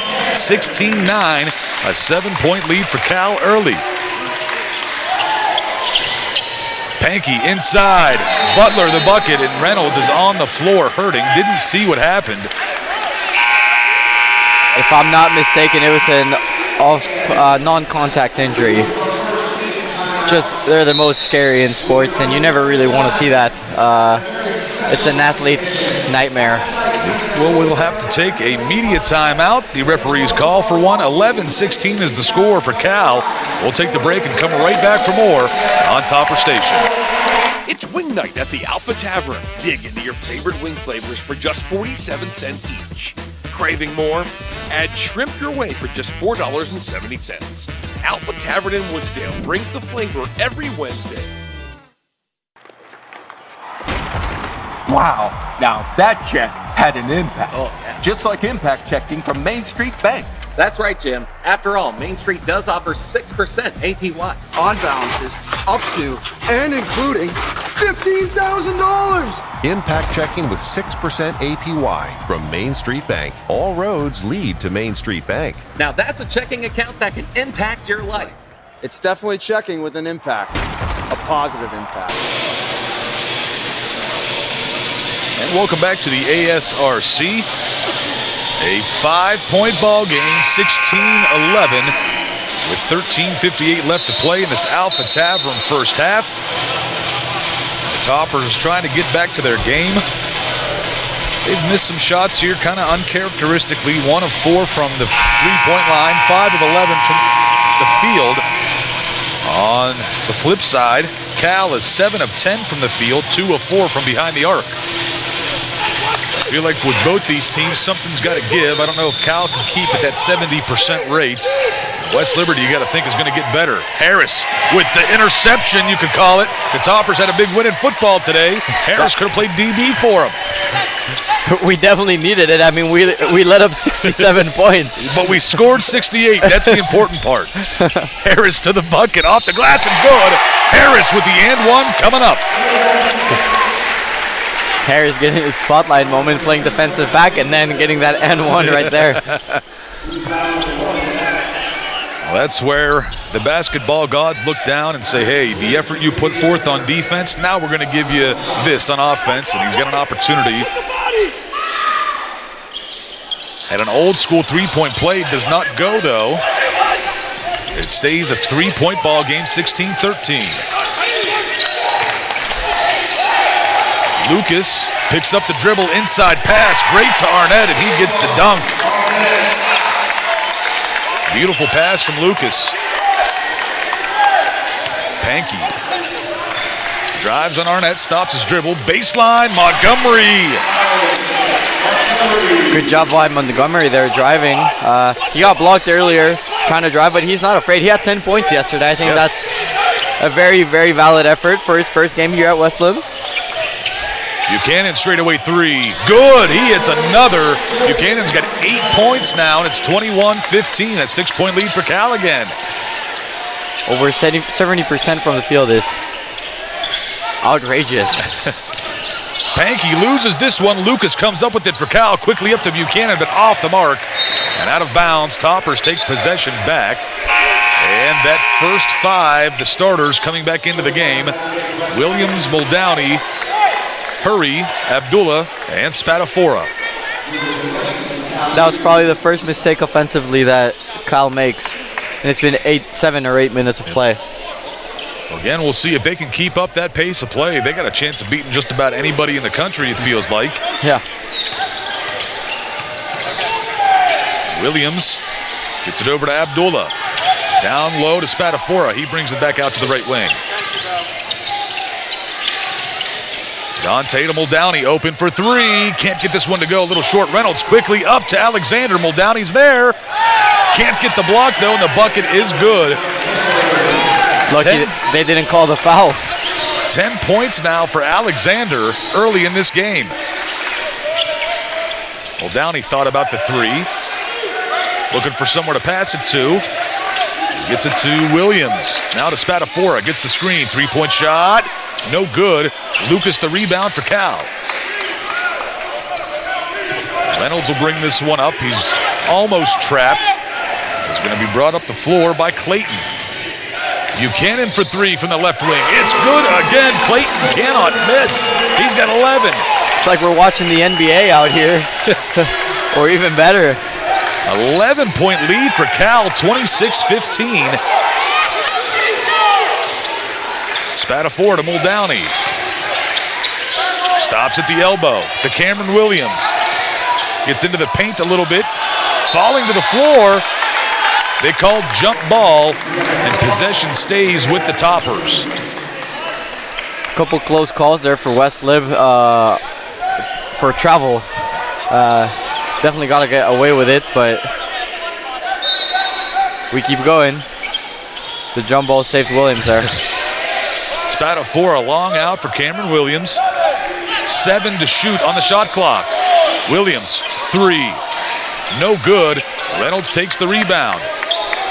3-point posts continue for West Lib early in this first half. Clayton dishes to Buchanan. Heat check. And finally misses one. About time. Abdullah over to Williams. Guarded by Clayton. Now Muldowney. Hand off to Spatafora. Over to Muldowney. Bounce pass. Williams. Baseline good. His first points. Good way to attack the basket. Sorry to interrupt you. Good way to attack the basket there by Williams. He had 18 yesterday. Clayton, a little floater, no good. Muldowney, the rebound. Here we go. 10.5 to play. 9-point game, 26-17. Muldowney driving, puts it up. And good. The Toppers want a foul call. Don't get it, but the bucket counts. 26-19. Back to a 7-point ball game, and Cameron Williams almost gets the steal. Reynolds take his time. Hurry staying right with him.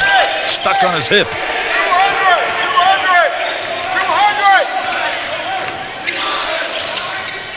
Right side for Alexander. Muldowney gives him space, doesn't respect the 3-point ability. Buchanan's 3. Gets another one. He's got 14. Has to be Buchanan's best career performance or something in the first half. Unreal what we're seeing. Muldowney's shot gets blocked by Alexander. Here comes Reynolds and the Vulcans. Dishes it to Alexander. Hurry steals it to Spatafora. Shows off his speed and agility. Finds Cameron Williams. Pump fakes the pass. Muldowney baseline. They want the travel call, but the ball was loose. And with that stoppage in play, it's going to be a media timeout. We will take the break. A frantic first half so far. A 10-point ball game, 29-19. And we will take a quick break and come back for more on Topper Station. Hi, I'm Coach Rich Rodriguez, head football coach, West Virginia Mountaineers. I make a lot of decisions as a head coach. You make a lot of decisions in life. If disaster ever strikes your home or business, Make the right call and call Panhandle Cleaning and Restoration. I know these folks. They're great to work with. They're outstanding. They've served for over 50 years in the Mountain State. They'll treat you right. If you ever have a disaster, you ever need something fixed, call Panhandle Cleaning and Restoration. That's the team the Mountaineers will call. For over 140 years, we've been writing our story together, cheering on local teams, supporting our schools, and standing beside local businesses every step of the way. At Belmont Savings Bank, your local community bank, we say thank you for being the heart of our community. Your trust, growth, and support inspire us to give back and make your story part of ours. Let's keep writing it together. We'd love to help you with your story. And welcome back to the ASRC. We've got our student sideline reporter, Caden Bednarik, with some information. Caden, take it away. The Hilltoppers opened the Mike Lamberti era last night with a 102-91 win over Clarion. 5 toppers finished in the double digits, led by Jamie Muldowney with 19 points, Cameron Williams with 18 points, Max Curry with 16 points, Dante Spadafora with 15 points, and Miles Montgomery with 10 points. The Vulcans fell to Wheeling 85-82 last night. This is your Main Street Bank sideline report. The Topper Station in the Mountain East Conference Digital Network, I'm Caden Bednarik. Thank you for that, Caden. We get back to live action here. Buchanan has 14 points in these first 10 minutes, and Cal is shooting over 70% from the field. It's just incredible numbers to see. I mean, it's not human to keep that throughout the whole game, so we just have to hang on and wait until they stop the heat check. There have only been a couple substitutions for Cal as they've been playing at this pace for over 10 minutes. Buchanan again, mid-range this time. He's got 16, more than half of the points for Cal right now. Locked in is an understatement. Xavier Harris looking for somewhere to go, finds Butler, puts up the 3, can't get it to fall, and Harris goes flying, loose ball. Last touch by Lados. West Lib wanted a call for them to retain possession there.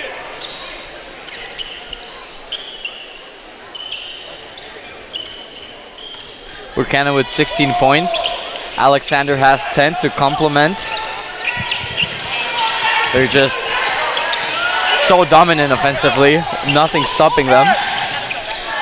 Clayton for 3, no good. It's Montgomery with the board for the Toppers, and here comes Harris to try to cut down this lead. Pankey taking a look. Butler hits the floor. Pankey, look at that Euro step and the finish, his first points. Back to a 10-point ball game, 31-21.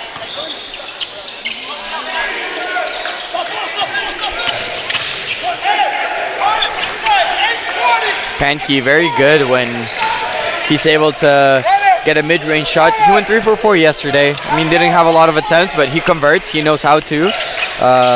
Very athletic player, in my opinion. It's good when he has confidence to go at it. Lucas baseline pass to Buchanan, off the mark and out of bounds. The Toppers sub 3 in this time. Williams, Spadafora, and Muldowney in for Butler, Montgomery, and Lados.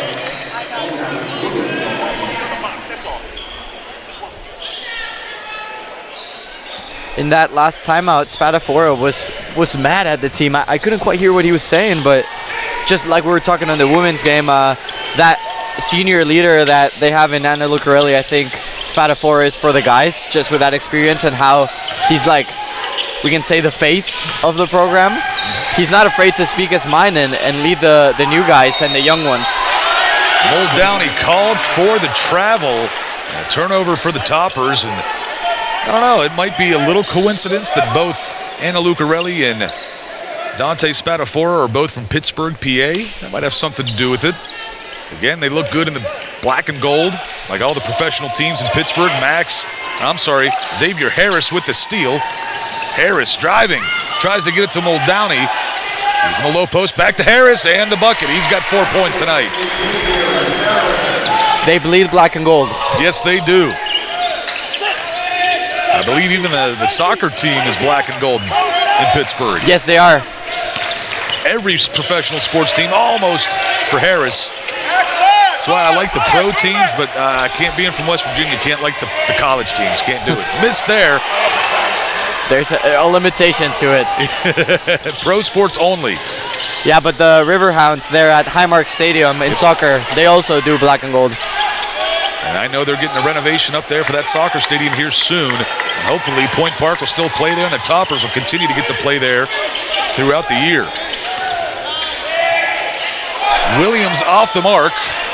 It's taken by Reynolds. It's passed to Lucas. Quickly up, Arnett. As you see, Cal is subbing one guy at a time. We'll wonder how long they can keep this pace without doing the mass sub-ins like West Liberty does. Muldowney pushes that one out of bounds. 10 on the shot clock.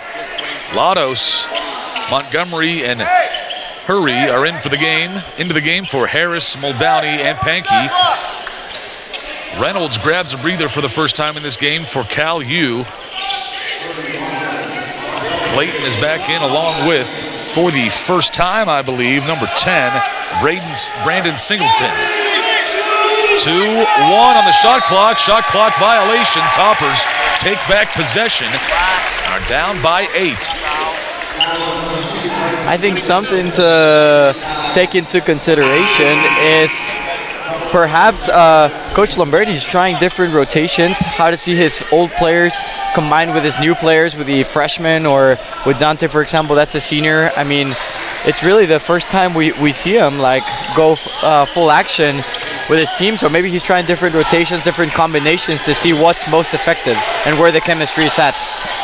Oh, and a slip there for Lados. I think he wanted a call, but both players kind of slipped on the floor as that pass came in, and a turnover for West Liberty. We've seen, based on personnel throughout the years, for all the coaches that coach this system, and they have some kind of ties to West Liberty, all of them. But it all kind of depends. The little wrinkles depend on their personnel and what kind of players they have. They call this foul on Miles Montgomery. 402. It'll be his first, team second. And if you can believe it, only 5:35 left in this first half. Flying by. Arnett looking for someone. Tries to go baseline, cut off. Now working against Montgomery. Pushes off. Offensive foul on Arnett as Montgomery went about 10 feet the opposite direction. He might be the smallest on the court, but he's up for the challenge. What a way to draw a charge there. Again, I might be jumping ahead of myself a little bit, but there are times that he reminds me of assistant coach Brady Arnold. And Brady played here at West Liberty. Hurry, can't get the three to fall, and it's rebounded by Buchanan. Quickly up to Clayton. Come to Vulcans, lobs it in. Alexander back to Clayton. Buchanan wide open for three. Can't get this one though. And Alexander, they call the foul. And it looks like it's going to go against Cameron Williams of West Liberty. We might have seen something very weird. Buchanan missed.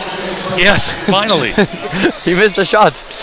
Well, the stoppage in under 5 minutes means it's immediate timeout. We'll take the break and come right back for more on Topper Station. Pinnacle Comprehensive Care and Apex Aesthetics, your locally owned medical practice dedicated to helping you heal and feel your best. From advanced care for acute and chronic wounds to treatments that help you look and feel better in your own skin. Whether it's skin tightening, microneedling, IV hydration, hormone replacement, or peptides targeted to manage weight loss, tissue repair, anti-aging, or increase muscle mass, our team is here for you. Call 304-905-6899 for your free consultation. Pinnacle Comprehensive Care and Apex Aesthetics. Heal, renew, energize. From the long-lasting and reliable heating and cooling systems we send out the door, to the friendly and knowledgeable dealers who go the extra mile. With a no-hassle replacement limited warranty, you can trust day and night to deliver outstanding service and performance, keeping you a step ahead with advanced technology and exceptional comfort. To find a day and night dealer, visit dayandnightcomfort.com.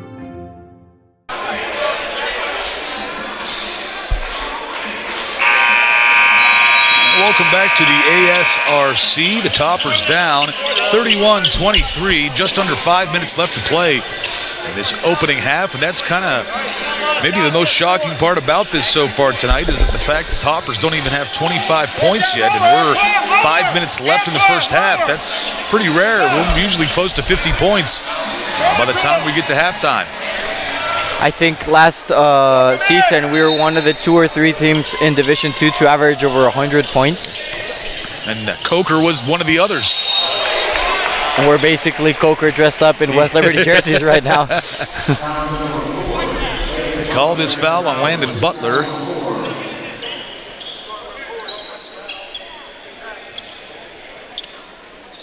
We'll send Arnett to the line. Arnett so far tonight with 5 points. Misses the first. I mean, we have the stat sheet right in front of us, and we're 1 for 10 from 3-point range. That speaks for itself. We don't need to explain anything else. Exactly. Arnett 0 for 2.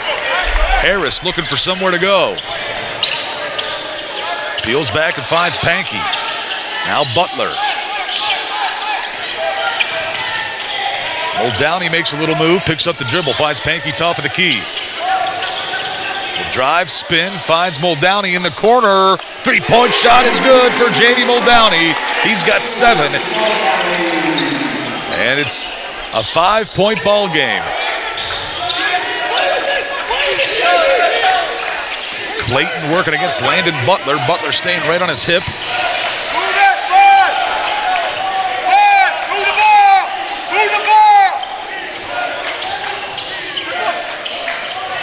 Alexander on the right wing, working against Xavier Harris. Wants to go inside, but dishes it over to Clayton. He goes baseline.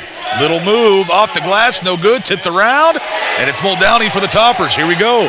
Harris over to Muldowney, takes a look, hands it off. Oh, keeps it himself. He's driving, loses the basketball, and Arnett with possession steps on the line. The Toppers get the ball back. Aiden Davis into the ball game for West Liberty, taking the place of Miles Montgomery. Reynolds back in for Cal, takes the place of Clayton. And Aiden Davis getting in much sooner than he did last night. He's just a freshman. Downey hands it off to Harris, back to Butler. Driving, baseline, kicks it out. Davis hits it. Aiden Davis, the local product, hits a big 3. Despite our offensive foes and not meeting up to our standard of 50 points per half, it's only a 3-point game. Like, we're right there. Landon Butler tips this one away right in front of us. Pankey to Muldowney, pump fakes. Aiden Davis from the other corner. Can't get this one to fall. And it's Butler knocking it away, but Cal still comes up with it. Here comes Reynolds to Arnett. Going to be called for the travel. The turnover, and the Toppers get possession once again. Cameron Williams. Max Hurry. Dante Spatafora and Peter Latos back into the ball game, taking the place of Butler, Muldowney, Pankey, and Harris. Aiden Davis, the lone Topper, to stay on the floor. Aiden Davis, a true freshman from Steubenville. And he played at Steubenville and at Wheeling Park prior to that. He was a high school football quarterback for both of those teams. Davis, 2 of 3 from behind the arc, and the Toppers, I believe, have taken the lead by 1. You are right, thanks to Aiden Davis. The Topper bench wanted a travel call on that, but they get the foul on Cameron Williams, the other freshman.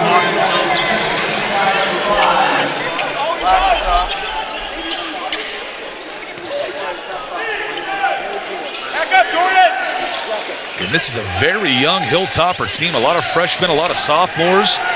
The lone senior is Dante Spatafora. Arnett down low, off the mark, tipped. Toppers possession. 2:33 to play in the first half. And I guess they're going to say that Aiden Davis 3 was a 2, so it's tied at 31. Nonetheless, I mean, it was also his defensive presence there that regained us the possession. Those were Aiden Davis's first career points in college. Shot there is blocked on a heat check. Spadafora fighting. And they call the foul on Buchanan. That's his first, team fourth. 2:22 left, put 20 on the shot clock for West Liberty.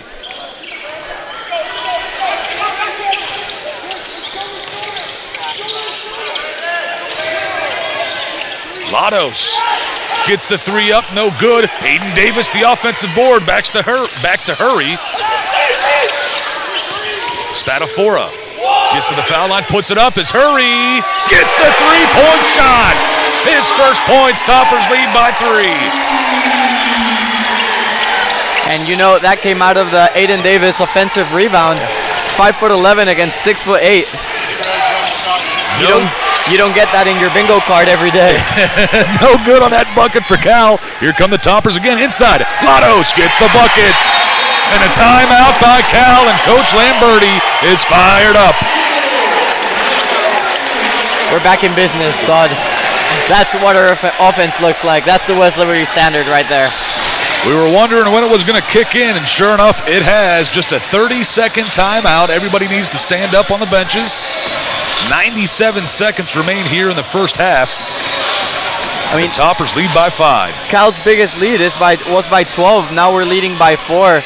I think not only we started firing offensively, but they cooled down as well. Because I mean, we said that stat over 70% from the field, which is not sustainable, and our 1 from 10 from the arc was also not sustainable. The Toppers now are 4 of 16 from behind the arc. Still not a percentage they're looking for, but right now it has given them a 5-point lead with 97 seconds left in the first half, of which they've trailed most of it. 5 on the floor for the Toppers. Lados, Spadafora, Williams, Hurry, and Aiden Davis.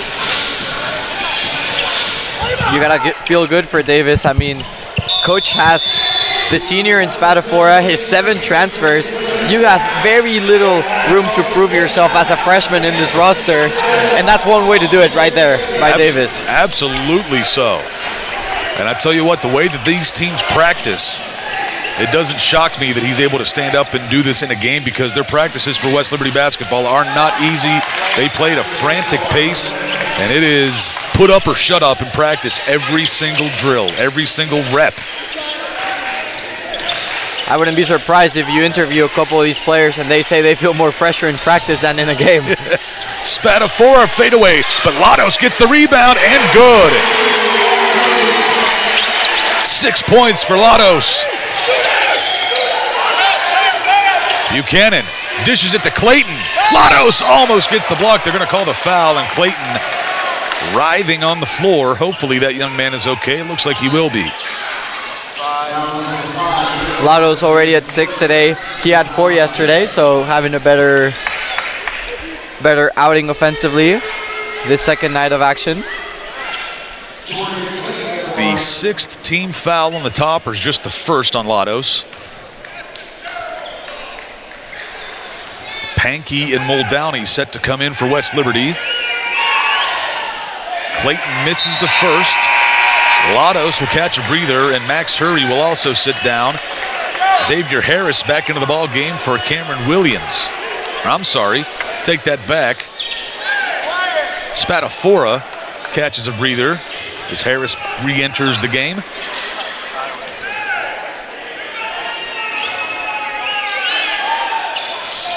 No good on the second. Misses both. 45 seconds remain in this opening half. Toppers up by 5. Hand it off for Williams. Harris, Cameron Williams pump fakes, get to mid-range, jumper, no good. Lados tips it right back, but nobody's there.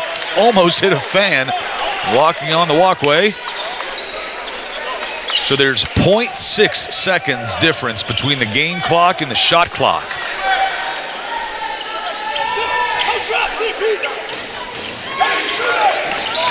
Reynolds will work against Xavier Harris.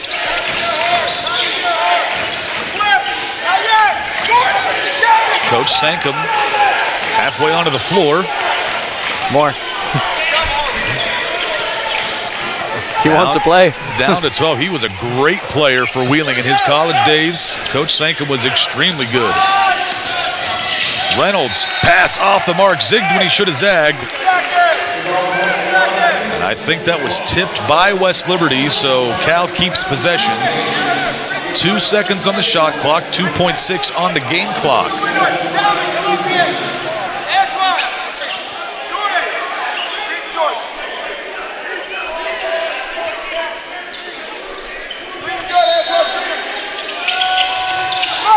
Inside pass, Arnett, shot no good, tipped around. That'll be the end of the first half. The Toppers lead it 38-33. And what a turnaround this was in this first half, the last 10 minutes of the second half. And a tremendous job. We've got Caden Bednarik with Coach Lamberti here at halftime. Caden, go ahead and take it away. Coach, you're leading in the half, but what has been the biggest challenge in the first half, and how are you going to address it going into the second? You saw in the first 10 minutes they were attacking our press and basically getting whatever they wanted, whether it be 2-on-1s at the rim and just finishing layups. And number 12 for them got hot, and I think he hit about 4 threes. We adjusted there, not letting him get clean looks, slowed down and played some half-court defense. That's when we made our run. So we have to come out of the halftime break with the same type of mentality to not let them get those clean looks, and we dictate tempo on offense. Good luck in the second half. This is your Main Street Bank Sideline Report. For Topper Station and the Mountain East Conference Digital Network, I'm Caden Bednarik. Well, thank you, Caden. Thank you, Coach Lamberti. A 5-point lead for the Toppers at the end of the first half, going into halftime. This was a game that looked a little dreary early on in that first 10 minutes, but Toppers picked it up. We saw happen what we thought might happen. I think Cal got a little bit tired with their starters, and we'll see. They get a little break here at halftime and see how they come out in the second half. But your thoughts on that first 20? I think we just played night and day basketball in between the first and second 20. I mean, of course they didn't hear us, but right around halfway of that first half, we were talking about the foes 1 for 10 from 3-point, just under 50% overall from the field. And then they started fixing it. Aiden Davis had a great first half with those couple baskets and defensive efforts. Muldowney had that key 3, and overall, I just think, like you said, they got a little tired, so defensively it was more sustainable for West Lib to force mistakes and just get back in the ball game. Still under the West Lib standard, but I think it's a great ending to this first half. You're absolutely right, and I tell you what, you're getting better and better at this color commentary thing. You said it's night and day. Well, our sponsor for this halftime show is Day and Night Heating and Cooling. You're getting better than this than you even realize. I can't believe this. We will take a break here for halftime. We will have an interview at halftime, I believe, so don't go anywhere. We will be back soon on Topper Station.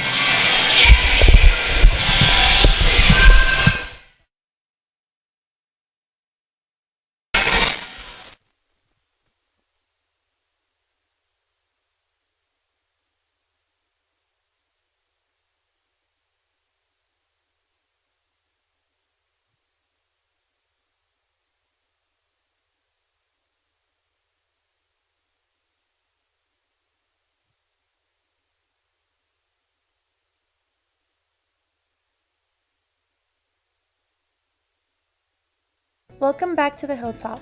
Welcome home to West Liberty University. For more than 180 years, this Hilltop has been a place of promise, purpose, and pride. We have been a catalyst for learning and opportunity in the Ohio Valley, a place where students become leaders. Today, we're building on that tradition. We aspire to be the partner of choice for delivering a transformational education, one that's based on hands-on learning and that makes a real impact in our community. And with your support, we've got the momentum to reach that goal. In a time when higher education is facing significant challenges, West Liberty is stepping up with programs that advance social mobility, foster community partnerships, and prepare graduates for meaningful, impactful careers right here in the Ohio Valley. West Liberty is a place of opportunity for students from every background. To meet their needs, we've expanded the Student Success Center and added new technology to help students stay on track. And with caring faculty and staff who provide personalized support, our students are able to achieve their goals. Because of our strong retention and graduation rates, WLU has been recognized by U.S. News and World Report for providing high levels of social mobility and economic opportunity. This year, we're proud to be ranked number 4 for social mobility among public universities in the South, up a notch from last year.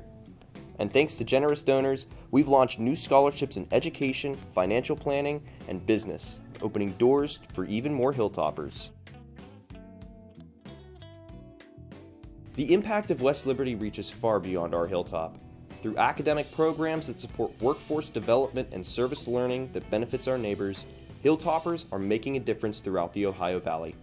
Last year, we launched the Aviation Pilot Training Program in partnership with Marshall University, preparing tomorrow's pilots and giving a boost to the local economy. With more than 20 students already enrolled, we'll soon be graduating pilots ready to meet critical workforce needs. I see my time here at West Liberty shaping my career as a future aviator in a lot of different ways. I think it's challenging me to be a better thinker, to put myself in uncomfortable situations, and to express my interests more fully. I never thought I would get this opportunity going into college, and I'm very happy for it. I would like to say to the West family that thank you so much, and we as a class are extremely thankful for what the donation is doing for us. We have a simulator coming and a lounge being built at campus, and we're all very excited for what's to come.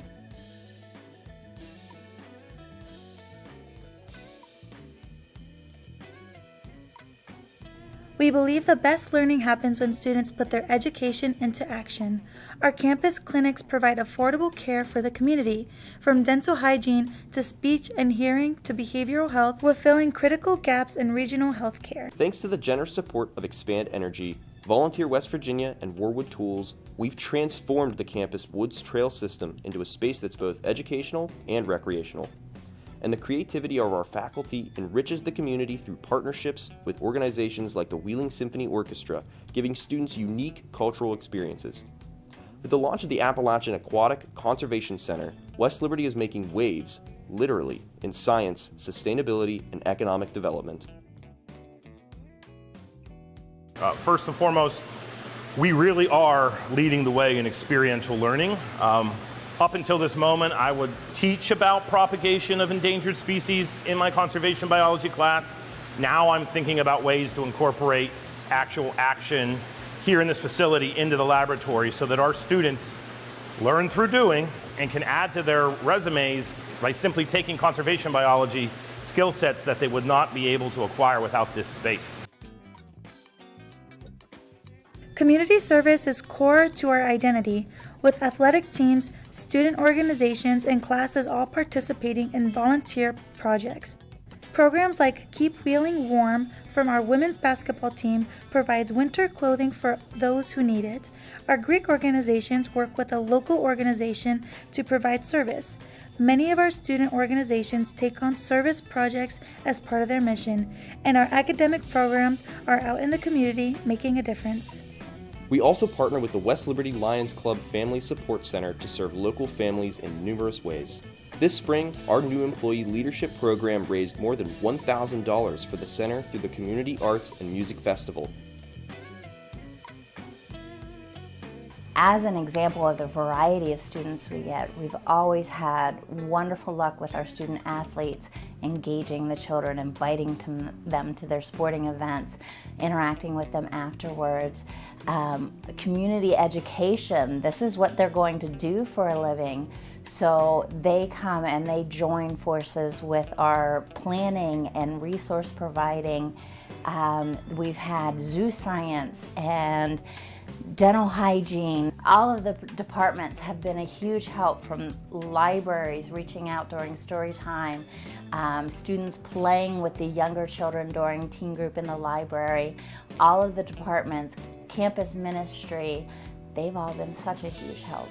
I'm proud of how West Liberty is engaged with the greater Wheeling area through experiential learning opportunities that meet the real-world needs of our community. Today's students need every advantage to stand out in a competitive job market. Through internships, research projects, and creative experience, we're helping Hilltoppers build confidence and connections for life after graduation. The RISE initiative brings educators and employers together to strengthen the regional workforce. For more than a year, we've led monthly meetings, hosted networking events, and created new student programming to bridge the gap between the classroom and the workplace. This fall, we're developing the Professional Passport, a tool to guide students on their career journey.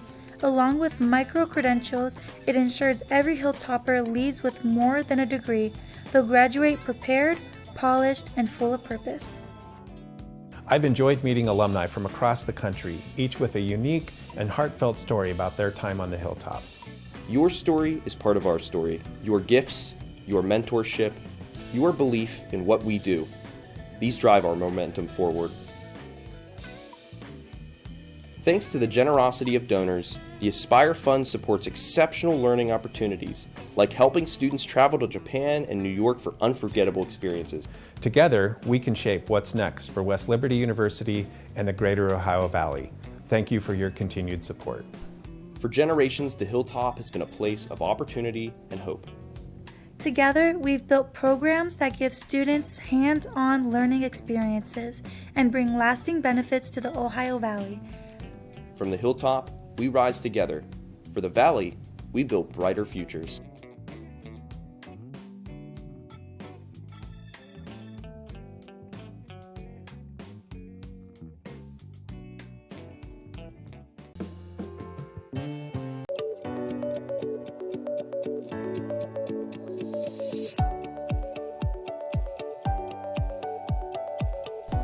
Hi, I'm Jaren Hartman, and I am a senior at the nursing program at West Liberty University. Being here at West Liberty Nursing, it's really opened my eyes to the clinical experience to go on and graduate and become a nurse and to pass the NCLEX. The highlight of the nursing program here, I think, is really the small size classrooms that they offer at West Liberty University. It's much different from what I'm used to, but I really like to have those personal connections with those professors and be able to have a sense of belonging. My name is Ben Foster. I'm a senior in the nursing program at West Liberty University. I grew up in a multi-generational household. I watched my grandma take care of my uncle who was in a wheelchair my whole life, and just seeing how the way she took care of him his whole life, it really resonated with me, and it was like, yeah, I can take care of people. I need to take care of people. I feel like there's just so much more hands-on with like student-teacher connection, and I feel like you're able to reach out and they would respond within a day, and they actually care about their students rather than, you know, teaching to an entire auditorium full of kids. The technology that the nursing department at West Lib uses, it's phenomenal. Our sim lab allows us to experience real-world situations as if the patients were our own. My name is Jessica Davis, and I am the chair of the nursing department at West Liberty University. We are teaching clinical skills here we have a high fidelity simulation lab as well as virtual reality, and we also take students to multiple clinical placements that are preparing them for their ultimate goal, which is to pass the NCLEX exam. The nursing program at West Liberty has two distinct paths you can go down. The first one is our traditional Bachelor of Science degree in nursing. This is for either students just coming out of high school or those students who are just starting college. The other pathway that we have for students is our accelerated BA to BS to BSN program. This is developed for students who already have a bachelor's degree and decided that they want to change career pathways and become a registered nurse. Our last cohort did boast a 100% pass rate, so that is our goal for every cohort going forward. Whether you're about to graduate high school or you're already in college, maybe you have a degree and you're ready for a career change. If you're interested, quadruple overtime. I was worried last night. Well, welcome back to the ASRC. It's the Day and Night Heating and Cooling halftime show. We've got a special guest with us, Dr. McCullough. He is a West Liberty celebrity up here. He has served as interim president many times on campus. He is respected campus-wide, and thank you very much for being here with us on the broadcast. Oh, you bet, Todd. Happy to be with you. It has been an insane weekend weekend of West Liberty sports and just sports in general on campus. We got the women's volleyball team honored here for winning the North Division in the Mountain East Conference for this season. That'll be tremendous. Then Coach Wiley got a huge send-off today, scoring 68 points in his final game as the head coach of the West Liberty Hilltoppers football team. Speak about Coach Wiley a little bit and what you thought of that game today. Oh, absolutely. What a game. What a finish for Roger. And, of course, 21 years as head coach and his years before that as assistant coach. And the thing about Roger, the contribution Coach Wiley has made goes beyond football. It's very significant in football, but I've told him his thumbprint is on so many athletic facilities here on campus, the upgrades, and whether it's the weight room, the locker rooms, certainly the new soccer field, Roger's involvement and support in all of those endeavors is going to be long-lasting. We're going to miss him, but the mark he's left is an indelible mark. He's a gentleman. He's done a wonderful job for the university. And I've said that about Coach Wiley on the football broadcast, that he was someone that I really thanked quite a bit. I was green as grass when I first started in broadcast up here, and he was always very gracious with me and patient. And over the years, I've gotten a little better, not much, but Coach Wiley has stayed there. I tried not to make him feel old on the broadcast today. He came to West Liberty as a very young man in 1992 to be an assistant coach for Bob Eaton. Then he became the head coach in 2005 and spent 21 years as the head coach. But when he got to West Liberty in 1992, I was 8 years old. I'm about to turn 41 on Monday, and he's just retiring, so he's spent almost a lifetime here at West Liberty. How can that be? And it's been a really good lifetime. And of course, his 101st victory, that's a milestone. Yes. I think Coach Bartell was the only other 100-plus football winner, and so that's quite an accomplishment that Roger can claim. And I want to give you a compliment as well, more as a parent than anything you've done here at West Liberty. And actually, it still equates to West Liberty. Your son, Ryan, was my first advisor here at West Liberty when I was a student. He did a great job for me, and I can't thank him enough. He also played hockey with my older brother when they were growing up for the Junior Nailers. And hockey was one of those things we always got to bond over and how much we enjoyed the game. And here we go. Cal gets an early bucket here to try to cut down this lead. But it's just been tremendous throughout the years here at West Liberty, the McCullough family, and how much they have helped just about everybody on campus. Well, Ryan loves it here, and I think Ryan's in about his 15th year now, something like 15th or 16th. He loves teaching, loves the university. Todd, my daughter Carly graduated from our nursing program, and Ryan's wife is chair of the Humanities and English Department, Dr. Angela Rabine, and so it's fortunate to have all those folks involved here. And talking about Coach Wiley, I think all three of his children, at least two of his children, yes, are West Liberty alums. Absolutely so. And it was kind of funny to see here. There were times that we'd see the Wiley daughters up here all the time, and it's like, wait a second, I'm not certain. Are they in grad school? Did they graduate yet? Or are they just working here now? And I'd always get myself confused as to whether or not they were still a student or an employee, because they've been here for so long. Yes, they have. Yes, they have. And involved in a lot of activities, and good students, and they carry the Wiley banner high. Yep, and his wife Karen's a wonderful person, outstanding golfer. Of course, she was a women's golf pro at Ogilvy for many years, and her dad was involved at Ogilvy for many years. But yeah, the family has a real footprint in athletics in the Valley. I can see why Coach Wiley and his wife got together. Coach Wiley very much likes the game of golf as well. Fine golfer. So it makes sense. Muldowney misses the free throw to get his own offensive rebound. The Toppers still up by 6. Nice little spin. Can't get it to go off the glass, but here come the Vulcans.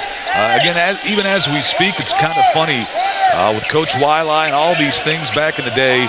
It's so much fun, so much history here at West Liberty, and now we've got a little bit more of it here with men's basketball. We've got Mike Lamberti, the new head coach, spent a ton of time here, came here as a teenager, as a player, spent some years here as an assistant coach. Now as a player and an assistant coach, he made it to 2 separate national title games for West Liberty. Now he's here as the head coach. Not trying to put any pressure on him, but I got to think in my mind, one of his goals is at some point make a national title game for the Hilltoppers as the head coach. Oh, I would think that has to be, and his teams. Todd, I would be surprised.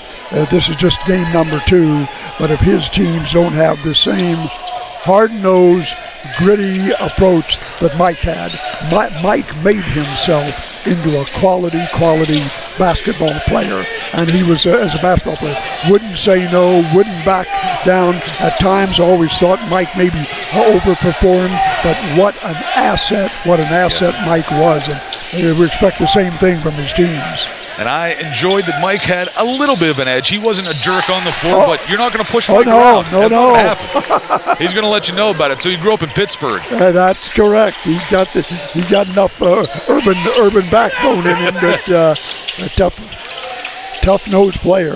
Made him look good in the black and gold as well, coming from Pittsburgh. It just felt natural, I gotta assume. Correct.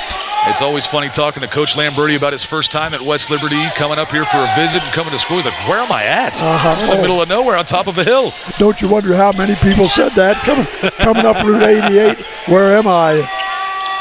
Butler can't get that one to fall. Pankey fighting for that rebound. I believe they do call jump ball. Possession stays with the Toppers. And some people can kind of say that about the city of Pittsburgh, too. You're driving in there, you're thinking, where am I at? Where's the city? You go through the tunnel, and then boom. There it is. There's one of the most beautiful cityscapes you will see that just pops out of nowhere. Absolutely. It is fun. Daytime or nighttime. That's a great look. I always enjoy the times when it's either a Steelers home game for a night game, and you get to see PNC Park all lit up as well. I just wish the hockey arena was a little closer so everybody could see it.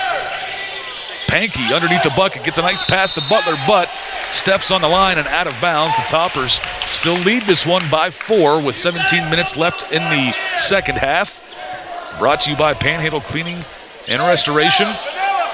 And of course, here's a Butler lineage carrying on with both his younger brothers here. I'm pretty certain I saw Bryce here tonight. Oh, wonderful. I'm not sure where he's at now, but I saw him at one point. I'm pretty certain. Maybe it was the oldest Butler brother. I'm not certain. Bryce was about as fun to watch as any ball players ever worn the Golden Ball. He was fun. We've had a few. Oh, look at that alley-oop there for Cal. Great finish. Makes it a 2-point ball game, but we've had some great players here at West Liberty to win Regional Players of the Year, National Players of the Year.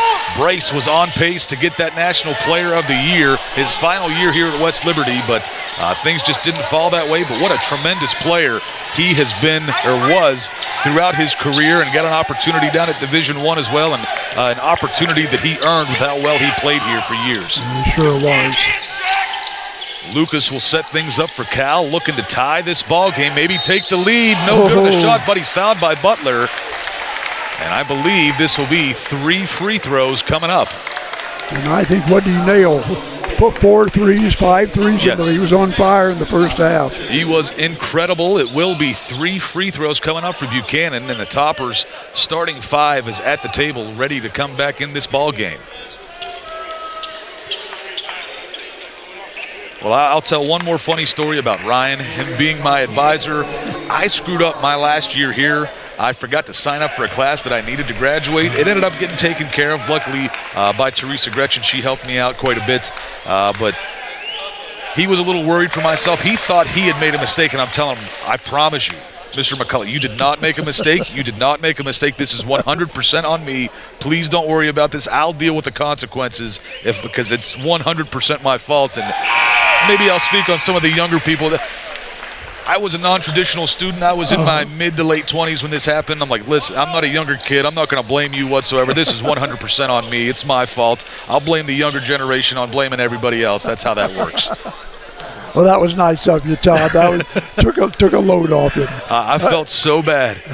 And you mentioned Teresa. There's another there's another hallmark for West Liberty University is Teresa Gretchen, the job she's done and continues to do. She has given me many opportunities here at West Liberty, and I know this morning she got some help from Becky McCullough. Yes, some help with IT. 8 a.m. this morning without a blink. She came ready to help and did, and because of her, we're able to put on all these broadcasts today on Topper Station for the first game of basketball that we couldn't quite get to between Wheeling and the Clarion. And a bucket good there. And it is Cal U tying this ball game up at 44. Old Downey dishes it over to Max Hurry. Pump the straightaway three, gets knocked down by Arnett, no call. Whoa. Hurry gets possession back. He'll drive, puts it up in the right hand, can't get it to fall. Lucas the rebound. Reynolds bouncing this off his legs, finally gets control. Off his legs, off his foot, off his ankle. And it looks like the next stoppage in play will be the media timeout. We'll see what happens here. It's been a good 5 minutes to start the half for Cal. He's still hot. There's Buchanan again for three. Unbelievable. They take the lead 47 to 44. Spadafora inside, Muldowney's there, pump fakes, puts it up, and easy bunny. Muldowney in double digits with 10 points. He's going to be a force for this team. Absolutely. Several of the players that Mike brought with him from Coker are they're going to be real factors. We've talked about this roster and its makeup. There's only one senior on the team, and it's Dante. Yes. Lucas, straightaway three, no good. Rebounded by Hurry. Here comes Spadafora. Muldowney over to Williams, and Williams just a freshman from Cincinnati. A great job so far. Spadafora no good. Offensive foul on Muldowney as he pushes Alexander out of the way. That will be the media timeout. We will take a 1-minute commercial break and come back for more. Dr. McCullough, thank you so much for being on air with us. It was great talking to you. Anytime you want to come down during basketball season, by all means, come on down and we'll have a conversation. We'll be, Todd. I kind of consider myself a play-by-play guy, so okay. I can go back and forth. I will go to color really quickly if you need me to, without question. I couldn't do play-by-play of a Tiddlywinks game, so but thanks for having me, Todd. Thank you, Mr. Appreciate Dr. it. McCullough. You bet. We will see you folks after the break. Come right back for more on Topper Station. Hi, I'm Coach Rich Rodriguez, head football coach, West Virginia Mountaineers. I make a lot of decisions as a head coach. You make a lot of decisions in life. If disaster ever strikes your home or business, make the right call and call Panhandle Cleaning and Restoration. I know these folks. They're great to work with. They're outstanding. They've served for over 50 years in the Mountain State. They'll treat you right. If you ever have a disaster, you ever need something fixed, call Panhandle Cleaning and Restoration. That's the team that Mountaineers will call.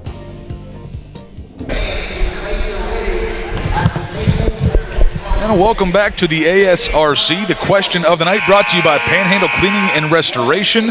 Who holds the West Liberty men's basketball record for career blocked shots? Now in this one, I do not know. And in these last 15 years or so, I wouldn't suggest it was anybody in the Crutchfield, Howlett, or now in the Lamberti era, but I could be wrong. There's one name I can think of, but I'm not going to say it just yet. Don't spoil it. But I'm going to think my guess is going to be it's before that era of West Liberty basketball. And an old-timer and alumni is probably going to get this one right. Lucas almost loses possession of that one. Cal is still up one. Montgomery slips on the floor. Gonna come out and clean that up real quick. Reynolds will set things up in the half court for Cal. Alexander, top of the key, looking inside. Lucas is there. Pankey forces him to miss. Lados gets the rebound for the Toppers. Pankey trying to do it at the offensive end. Finds Lados again. Gets the bucket. Toppers lead by one. Quickly up. Arnett is there. Makes the catch. Out of bounds. They say last touch by Montgomery. And possession will stay with Cal. Very good effort there, regardless of Montgomery. He just appeared out of nowhere. Just a good effort defensively there in transition to get back and stop the easy basket. Cal again playing well in the first 7-8 minutes of this half.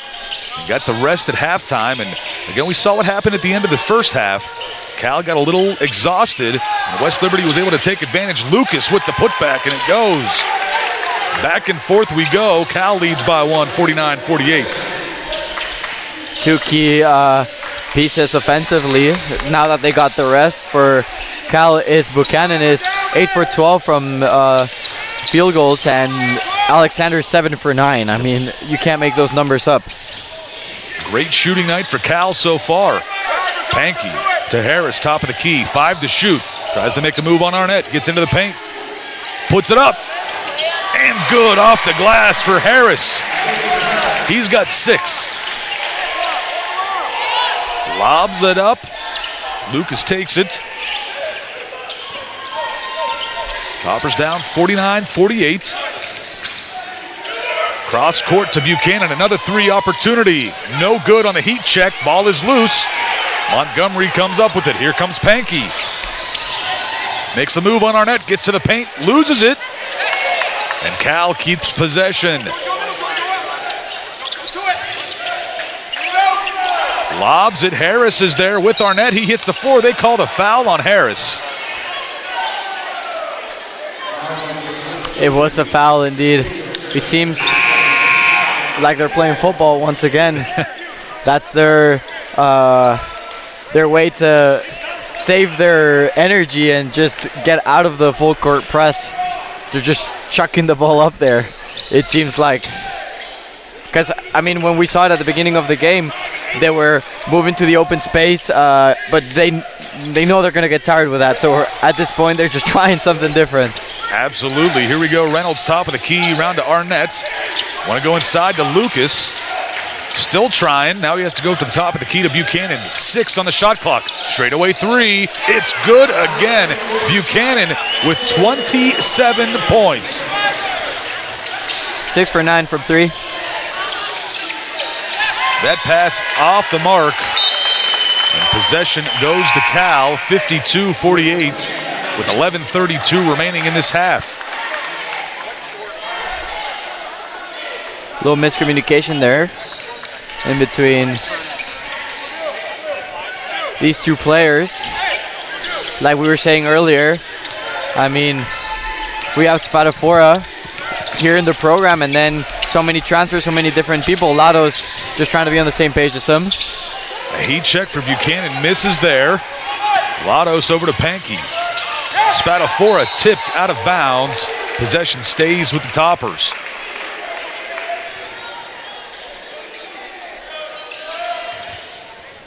Steal would have been there by Buchanan. I mean, he's been incredible on offense. I think he's just an athlete. Yes, very much so. He stands out by the way he moves and how explosive he is.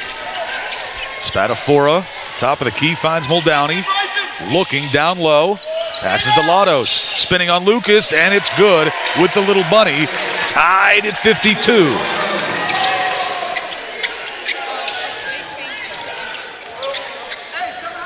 Reynolds will slow the pace down. Cameron Williams stuck on his hip. The ASRC chanting defense now for the Toppers. Pankey against Buchanan. Screen set by Lucas. Inside pass is tipped by Muldowney.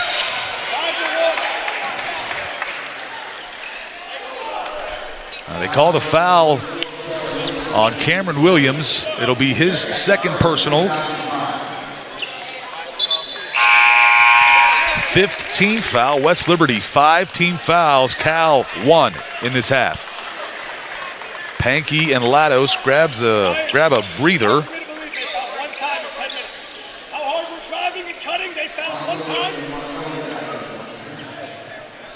Now Lucas and Williams are giving it to each other a little bit before this inbound pass. Lobbed into Lucas, loses the ball on the floor. Both guys jump ball. Possession will stay with Cal. 16 on the shot clock.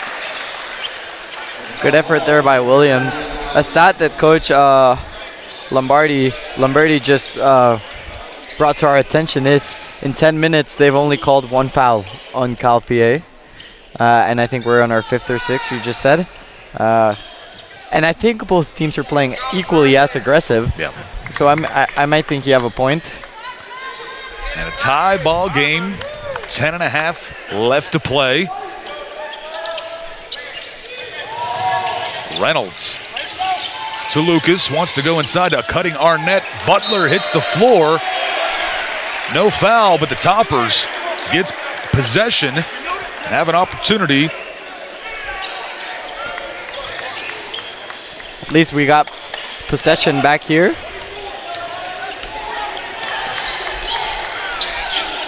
Montgomery sets it up here in the half court. Working against Clayton, almost loses it and does. Now a foul going to be called. And now a technical called on Montgomery. I believe, or are they calling it against Clayton? Yes, they are, because after Montgomery got called for the foul, Clayton shoved him probably like a third of the court. I wasn't sure if they were going to call that a dive or what. I was a little confused at first. No, I mean, he just shoved him and he slid that third of the court, and then Montgomery was just looking around like, what's going on? Didn't flop or anything. It was genuine.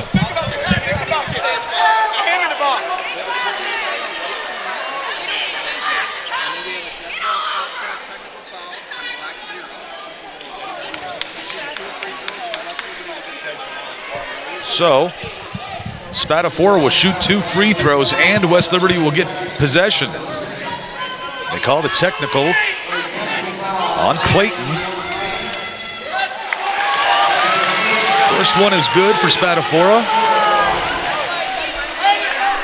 Oh, he missed it, sorry. I thought that went in. I'm looking at the stats and second one does go. So now it's a 1-point lead. Sorry about that, 53-52. Harris, Pankey, Lados set to come back in.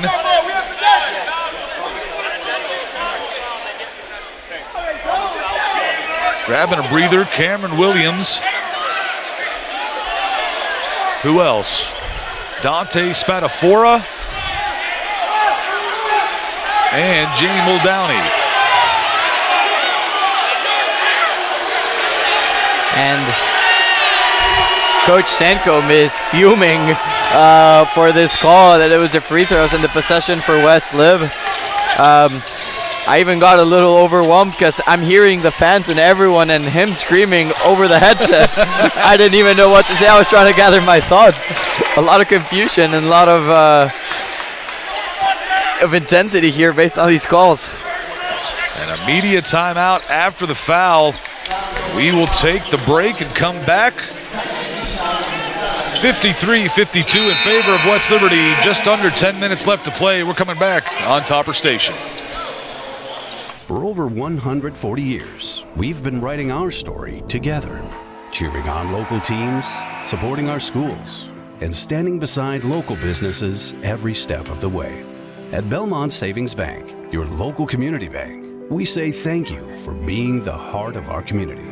Your trust, growth, and support inspire us to give back and make your story part of ours. Let's keep writing it together.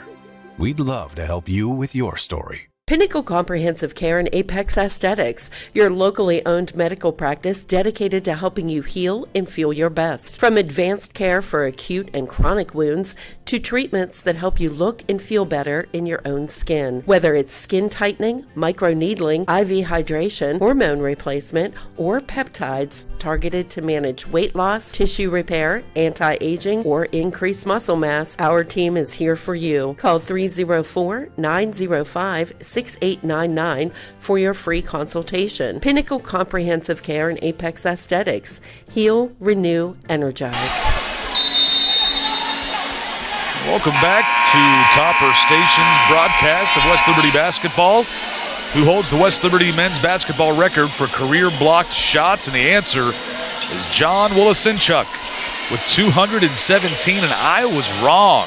I was dead wrong. John Wolasinchuk was in the somewhat early years of Coach Crutchfield's era here at West Liberty, and he obviously has the career record for block shots in West Liberty history with 217 in the back of my mind. I was thinking maybe it was a guy from way back in the day when Toppers played a little bit more traditional style of basketball that had it. But hey, good thing for John Walasinchuk. I can remember watching him play when I first got to West Liberty. What years were those where he was playing? I believe it was the late 2000s, maybe like 2010, 2011s. Or, Okay. yeah, something like that, somewhere along those lines. It's too far long ago for me to remember. I'm getting old, Pablo. Wait till you get there. You'll find out. For me, 2010, 2011 is not that long ago. Pankey hits a big three for the Toppers. He's got 5 points. Toppers lead by 4. I also feel old around here, West Lib. Being a graduate student, I feel like I'm out of place. 10-second call is made. The Toppers press works once again.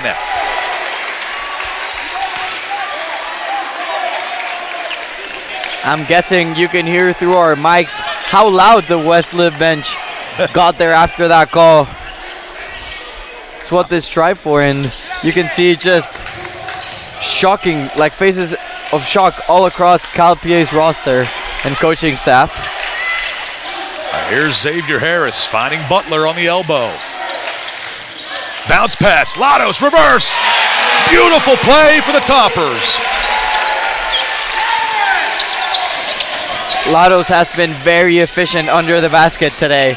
She's been delivering, driving in through the right lanes, asking for the ball at the right time. Reynolds will set things up here in the half courts. Cal, left side for Arnett. Reynolds back to Lucas on the right. Drives on Harris. Lados is there, missed. Loose ball, Toppers get it. Here comes Harris. Finds Montgomery. Now Pankey. Center Avenue. Gets his shot blocked by Alexander. Quick up to Buchanan. Butler is there and he fouls. No question about that. That'll be his 3rd personal. And I believe it will be the 8th team foul on the Toppers. It's a great defensive effort there by Alexander with a block. Send it straight down. And it is. And the foul discrepancies again. It is 18 fouls for West Liberty, just 2 for Cal with 8:27 left in the second half. Did I just hear you say 18-2? 8-2. 8-2. Okay, I was. If it was 18, I'd be seeing a lot more, I promise. 8-2 is still a big difference. One in a close game like this, it absolutely is.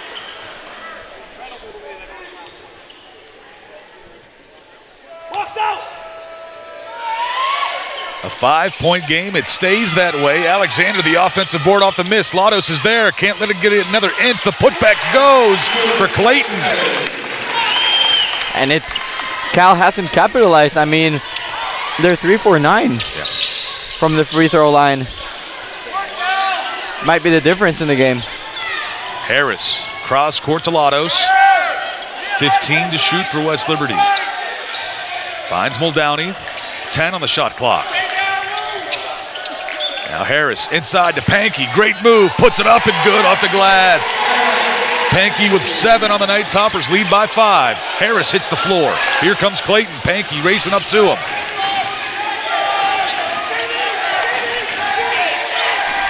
ASRC chanting with defense. Clayton inside. Great move. Lucas. Nice bounce pass. And Arnett dunks it home. He's got 11 in the ball game. Impossible to defend that. Harris finds Muldowney, puts up the 3, hits it! The Irishman! Hit the most Irishman celebration you could ever see after hitting that 3. Lucas will hand this one off to Clayton and set up in the half court. Harris, man-to-man with Clayton, back to Lucas. Muldowney on him, cutting. Buchanan can't finish, but he's fouled. I don't know which topper they'll give this to. It's Cameron Williams. It'll be his 4th personal for the freshman, 9th team foul. The Toppers have Landon Butler Dante Spadafora and Aiden Davis at the table, set to come in.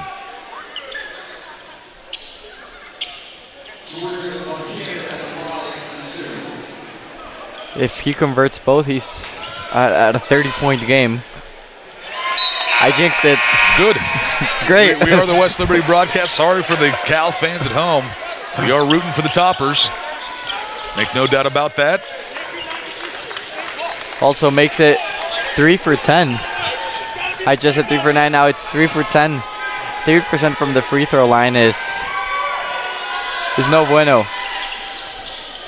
Misses the second, both on that trip. Toppers keep the 6-point lead. Aiden Davis to Muldowney, over to Pankey.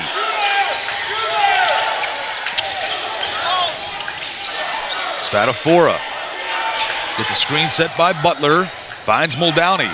Driving, gets to the bucket, puts it up, blocked shot. Butler comes up with it, 6 on the shot clock. Spadafora puts it up, no good, but he is fouled, and he calls that against Arnett. And if you can believe it, the third team foul of the second half. Third foul in 14 minutes of play. So Harris and Lotto set to come back in for the Toppers. And yet, Coach Sancom is furious about this call. First one is good for Spadafora. Butler and Pankey will catch a breather.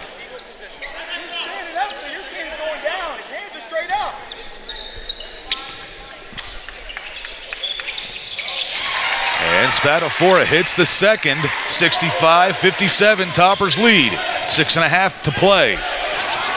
Lucas getting chased down by Davis, has to deal it back to Clayton.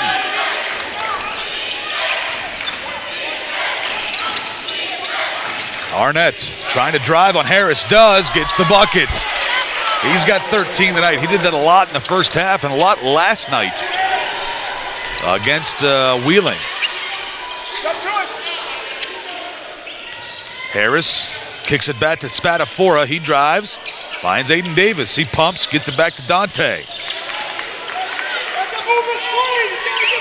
Davis again, cross court to Harris. Muldowney, step back, 3.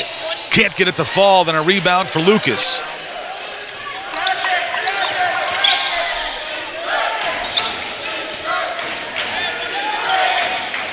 It is a 6-point game still. Defense chance from the ASRC.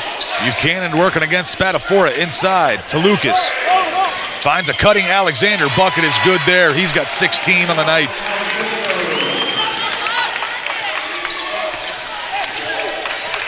Alexander has been inevitable when he drives in. Yeah. They cut so well to the buckets. It's, like you said, almost impossible to stop at times.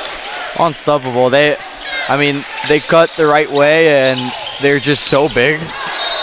And we've seen all those foul calls. Even when we try to contest it, it never goes our way. They've missed maybe 20% of the time. Well, bad pass by Spadafora out of bounds. Possession goes to Cal. That stoppage in play forces the media timeout. We will take a 60-second break and come back for the final 5 minutes of this ball game on Topper Station.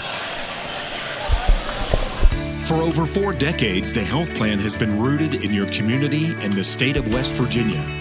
A steady part of your family and your business. We're here for you with health services designed to manage and improve your well-being. The health plan is powered by a team of dedicated healthcare professionals and trusted local partners. Because your health deserves more than just coverage. It deserves commitment. The health plan. Here for you. Wow, now that check had an impact. Oh, yeah. Just like impact checking from Main Street Bank.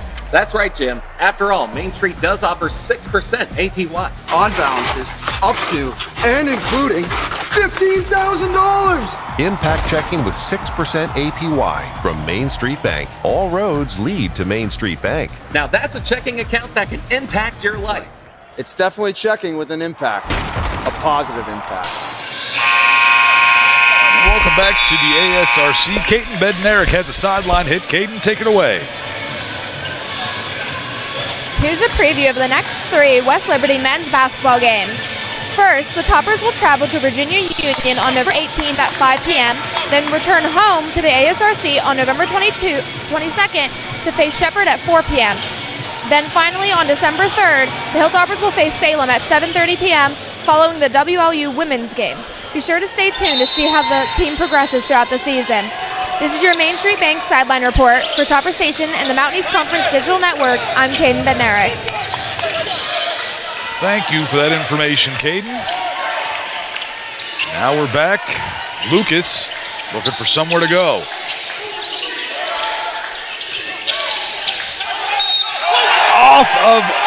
Off of Cal. And it's Topper's possession. The entire bench for Cal U upset with that call. They were in shock. 4.5 minutes left to play. Toppers up by 4. Well, Downey loses it, gets it back. 5 on 4 if they hurry. Into the corner. Montgomery for 3. Can't get it to go. Skying for that was Pankey. Montgomery trying to get the steal there.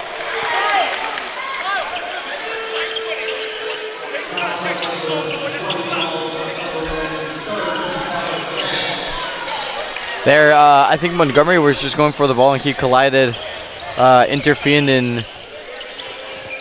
in Arnett's way. Gets his 3rd foul. A little break here because at this point of the night, these dudes are very sweaty and they're falling left and right, so the floor gets dangerous and slippery. That was the 10th team foul on the Toppers, so Cal is now in the double bonus.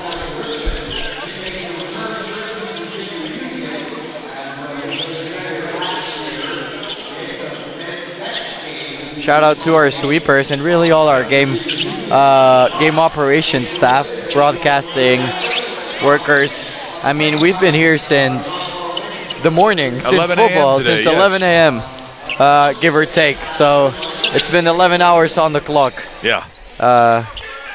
So shout out to everyone that makes all these events possible. It's no easy task. Absolutely not. Now we got a team of people out there from both Cal and West Liberty doing this.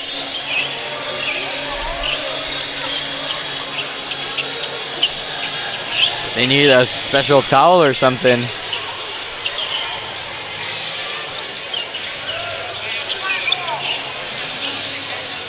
Now we got Rex Lancaster pretending he's a curling gold medalist. I like it with the brushes. And soccer star Brody Wall assisting. Shout out Brody Wall with the effort. So we got the floor cleaned up there. Assistant AD Rex Lancaster helping us out. Now Arnett on for the free throws.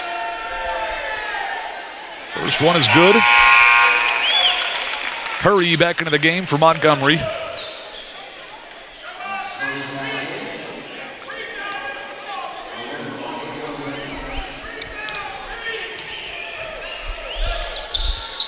Second one good as well. So it's 65-63. Toppers still had the lead by 2. 4:10 left to play. Old down, he's going to back down. Alexander gets into the paint, kicks it back out. Hurry, shot is blocked.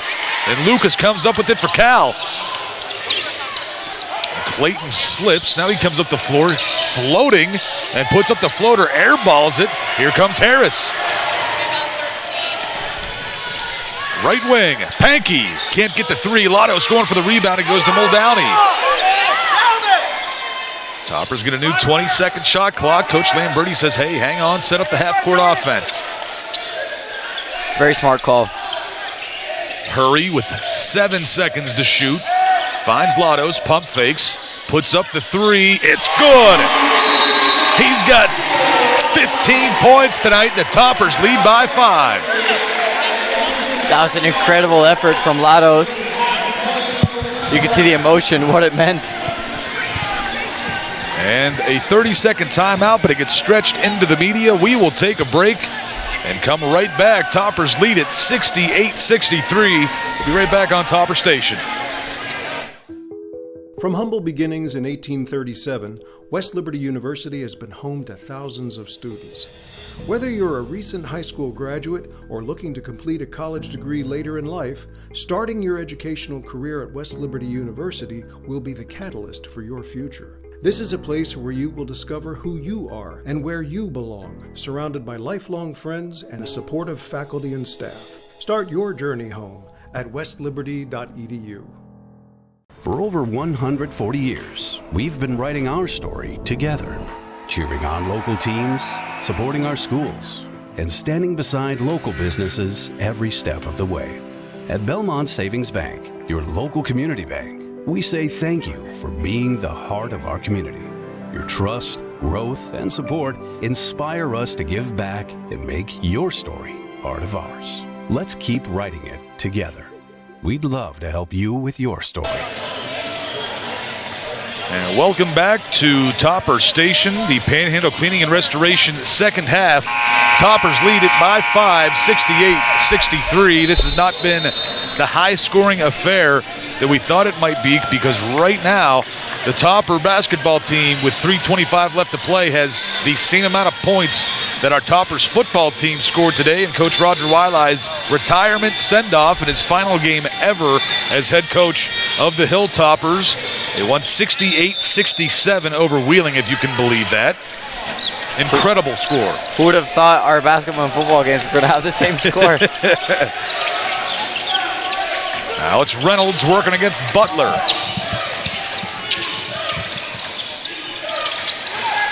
Spins to the baseline. Dishes it back out to Lucas. Straightaway three. Can't get it to go. Latos gets the rebound for West Liberty. 3 minutes left. Latos with 15 points tonight is our leading scorer at the moment.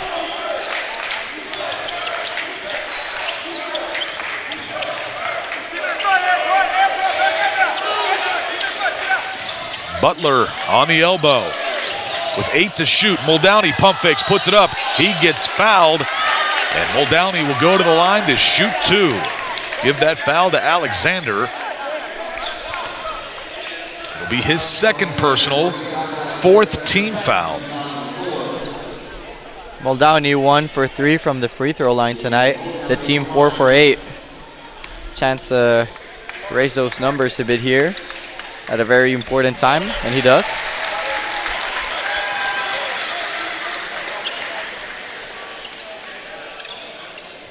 Both teams struggling from the free throw line. I mean, West Lib's now 5 for 9, and Cal is 5 for 13. It's been a rough go for it for both of these teams, and good job from Muldowney as he goes 2 for 2 on that trip. 15 points now for him. 2:35 left to play in this ball game. Reynolds to Lucas. Down low to Arnett against Muldowney on the low block. Little sky hook, no good. Muldowney gets the rebound. He's going to take it up the floor himself.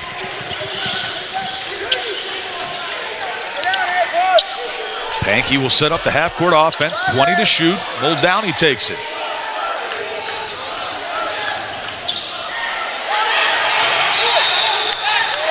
And a backcourt, but they're saying the Toppers wanted to be called a tip. I think it was a handling mistake there from Muldowney. He tried to play it nonchalant with the waiting for the time to go down, and did not work. Made the mistake off the dribble, and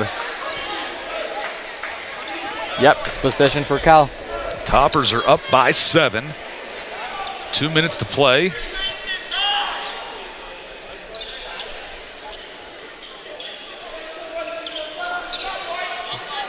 I've never seen the sweepers work so hard as they have in these past 5 minutes.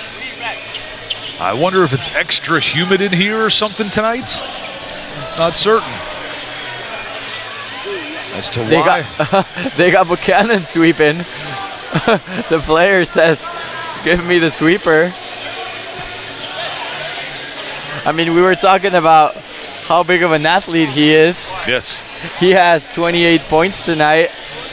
Well, listen, if he can hit that many shots, I'm sure he could dry the floor out with the heat coming off a shot. Just stand by the spot and they'll dry in an instant. Now Reynolds takes the inbound pass. 2 minutes left. Arnett driving, right side of the lane, puts it up. No good off the glass, gets it right back though, still loose. Harris comes up with it. Up to Pankey, finds Butler.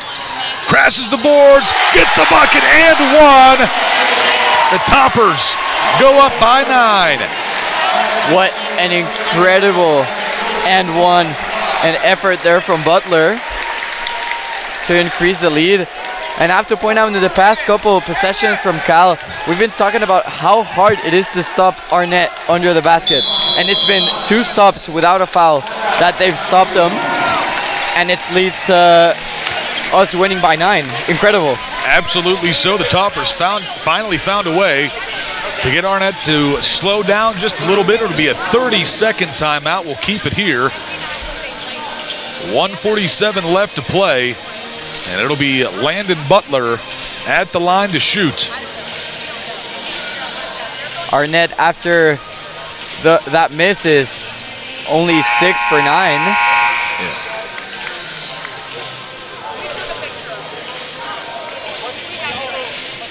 And I mean, so far we've talked about West Lib's leader. Lados has 15. Muldowney has matched him as well for 15.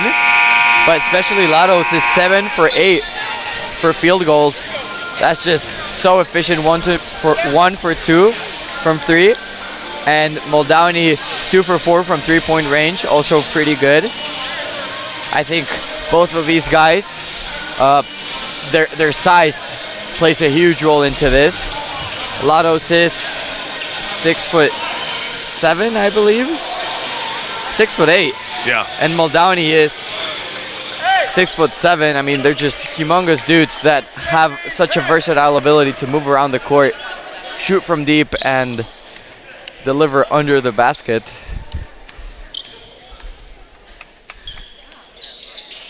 Butler hits. Bringing up 6'8" Hilltoppers. There's a former one that used to be my broadcast partner last year, Chaz Hines. He's texting throughout the night. Watching these Toppers all the way in Indianapolis. Toppers get the turnover as Buchanan stepped on the line. 98 seconds remaining and the Toppers lead by 10. Spadafora re-enters the game, takes the place of Xavier Harris.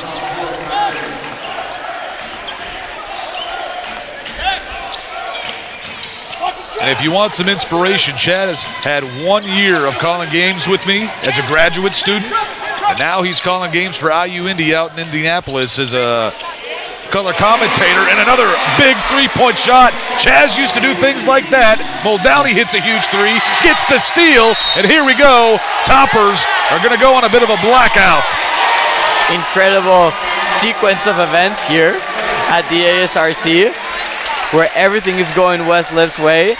The crowd is roaring, and it seems like we're in a comfortable position right now.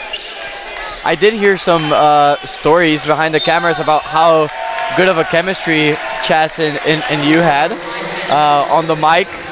So I'm just looking to see if I can match that.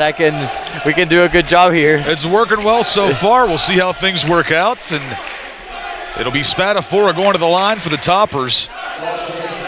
Chaz had a little extra special sauce for this because he was on this team. He played for 2 years for the Hilltopper basketball team, had no more eligibility left when he was a graduate student, so he came and helped us out with the broadcast. And you want to talk about inside information, he had quite a bit for us and made things a lot easier. He would sometimes still practice with the guys and run and whatnot, so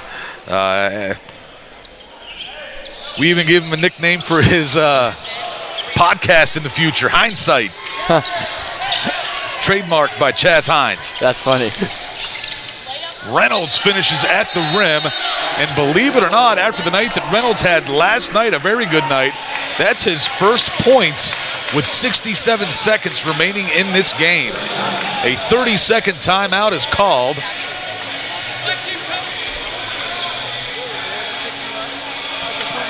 I saw after you said that and he got his first points, you could just see the disappointment in his face going towards the bench. And if you see his body language right now, he just got up, but he looks defeated. I mean, it must be so discouraging to not be able to follow up a performance like his last night. Yeah. And if you think about it, it might be the difference for the team to have done well or not. I mean, he's 1 for 3 from field goals. He hasn't really tried as much as he did yesterday, but still. Well, a 12-point game with 67 seconds remaining. And you got a feel for this Cal team. This is a very good basketball team that had a rough ending with Wheeling last night. That was tipped by Reynolds out of bounds, so possession stays with the Toppers. But again, a tough one for Coach Sankum and Cal last night against Wheeling to lose in that fashion on 3 straight free throws at the end for Wheeling after Cal had been leading for most of the ball game. And Todd, I think Cal will have a great season. They have a really strong team. Some of these guys are incredibly athletic. I think if anything they can take away, they have to rotate their starters a tiny bit more, because it's just not sustainable, not human to play 48 minutes or 40 minutes with that intensity. But I mean, they're an incredibly talented team, and I mean, Wheeling's win and Westlib's almost win against this Cal team makes the MEC look very good. Absolutely against the so. PSAC. Absolutely. And again, for Cal, in the future of this season, they started, and don't want to count the chickens before they root, but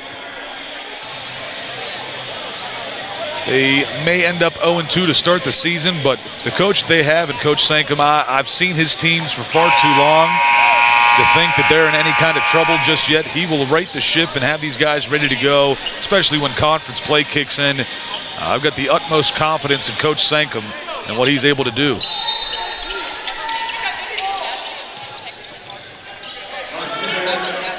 Spadafora brings this ball up the floor, less than a minute to play. Dante driving, dishes it around. Muldowney for 3, hits another one. The big man has 21. I think we can call that the dagger for the night from downtown Ireland. From Dublin. Bucket there. There's about an 8.5 second difference between game and shot clock. Foul's going to be called on Arnett. It'll be his 4th personal, 8th team foul. And now that we're getting to the last 30 seconds of the game, the fouls look a little more even. 10-8. We'll take that. That means there's been 6 or 7 fouls called in the past 4 minutes against Cal.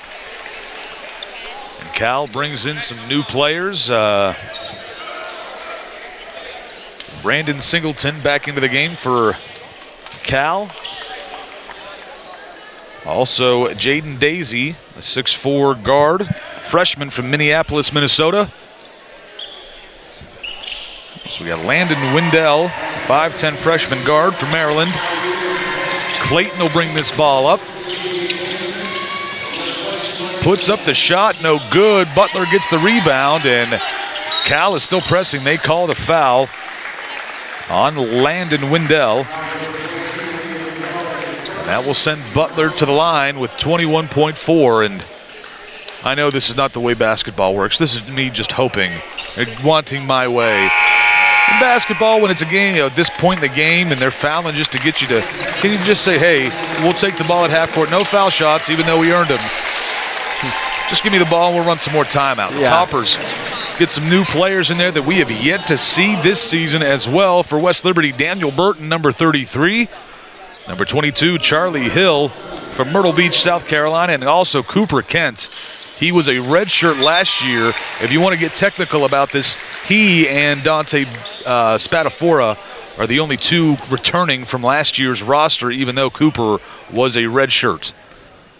And also Max Butler, yes, the youngest Butler so far, is in at number 14. Landon and Bryce's younger brother.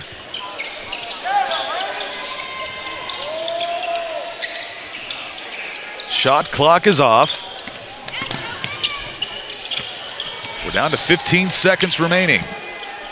Three-point shot is up, off the mark. Cooper Kent gets the rebound, and his first stat recorded in his West Liberty career. And this will run out the clock here. Charlie Hill and the Toppers win 84-67. May not have hit triple digits, but the Toppers are 2-0. Yeah, it's. I think these wins might mean more. I mean, in general in athletics, how do you win when your strongest weapon is not working? Yeah. How do you figure it out? How do you find a way and go to your plan B? And I think West Lib dug deep. Just a very incredible effort all around from people that, I mean, we did not see shine as much yesterday. But, I mean, as we've talked about, this team is new. So we're just trying to figure out and see who's going to step up, who are the leaders, who of these transfers or these incoming people are the ones that are meant to go behind the wheel and lead this boat in the right direction. Absolutely so, and what a tremendous weekend here at West Liberty University. The Toppers go 2-0 in men's basketball. They got a big win for Coach Wiley this afternoon in his final game as a head coach for West Liberty football. So great job overall. The Toppers, again, 2-0 on the men's side, 1-1 for the women's. But it's some good experience, and it's going to be great building blocks for the season to come for both teams. I agree, and as we've said, the Atlantic region competition, going against teams from a different conference in the PSAC, and just being able to see how they performed in their highs, the areas of opportunity in their lows. It's a great learning point in this start of the season. What to do offensively, their percentages in shooting, and how many turnovers they had in what instances. So it's a great building block this whole weekend and all these games they played for what's to come in the season. Well, the Toppers end up, again, the score 84-66. They had, 3 Toppers in double digits. Jamie Muldowney with 21 leads the way. And we got with 15 Peter Lotto. So 2 of the quote-unquote post players for West Liberty are the top scorers. And then you got Dante Spadafora also with double digits at 11. Just a great game tonight overall. The Toppers had to come back from a first-half deficit, and they're able to pull away with a very, very convincing victory. Any final thoughts on this one? I love the resilience on the team, and now there's so many leaders, and they stick to trying their strengths, and I think it eventually flipped around. Kyle P.A. started on a heater, shooting over 70% from the field. Not sustainable.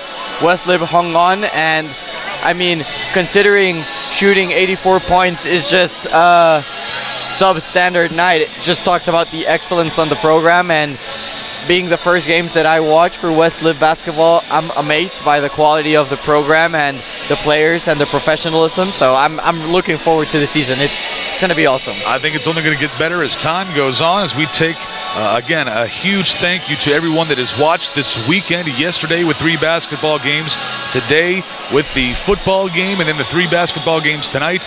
Thank you all for watching Topper Station. A big thank you to everyone here at West Liberty that helped out the operations to make sure things like this. We spoke to Rex Lancaster, assistant AD, during the basketball game about this. So many people to help out, to do all these things. He said it takes a small village, and I believe him when he says that. And a huge thank you to all of our broadcast students, with whether you ran camera or were on air with me, sideline reporters. Again, there we have Becky McCullough that helped us out a great deal and make sure we were on air this afternoon and tonight to make sure we could bring everyone these broadcasts. Again, a huge thank you to our student crew, our on-air people, Caden Bednarik, Zach Golden yesterday, Colin Veltri today, and then obviously Pablo Zubieta. I'm trying. I'm getting there. Don't worry. It happens.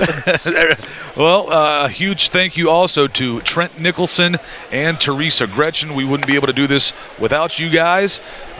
Huge win for the Toppers tonight. Thank you all for watching. I am Todd Allum. The next time you can watch these Toppers play, it will be here at West Liberty, November 22nd against Shepherd at 4 p.m. So tune in for that. And then after that, it'll be December 3rd against Salem at 7:30 p.m. Again, thank you to everyone that helped us out. For everyone here at West Liberty, I am Todd Allum. We're going to sign off. Toppers win. And have a great weekend, everyone. See you later.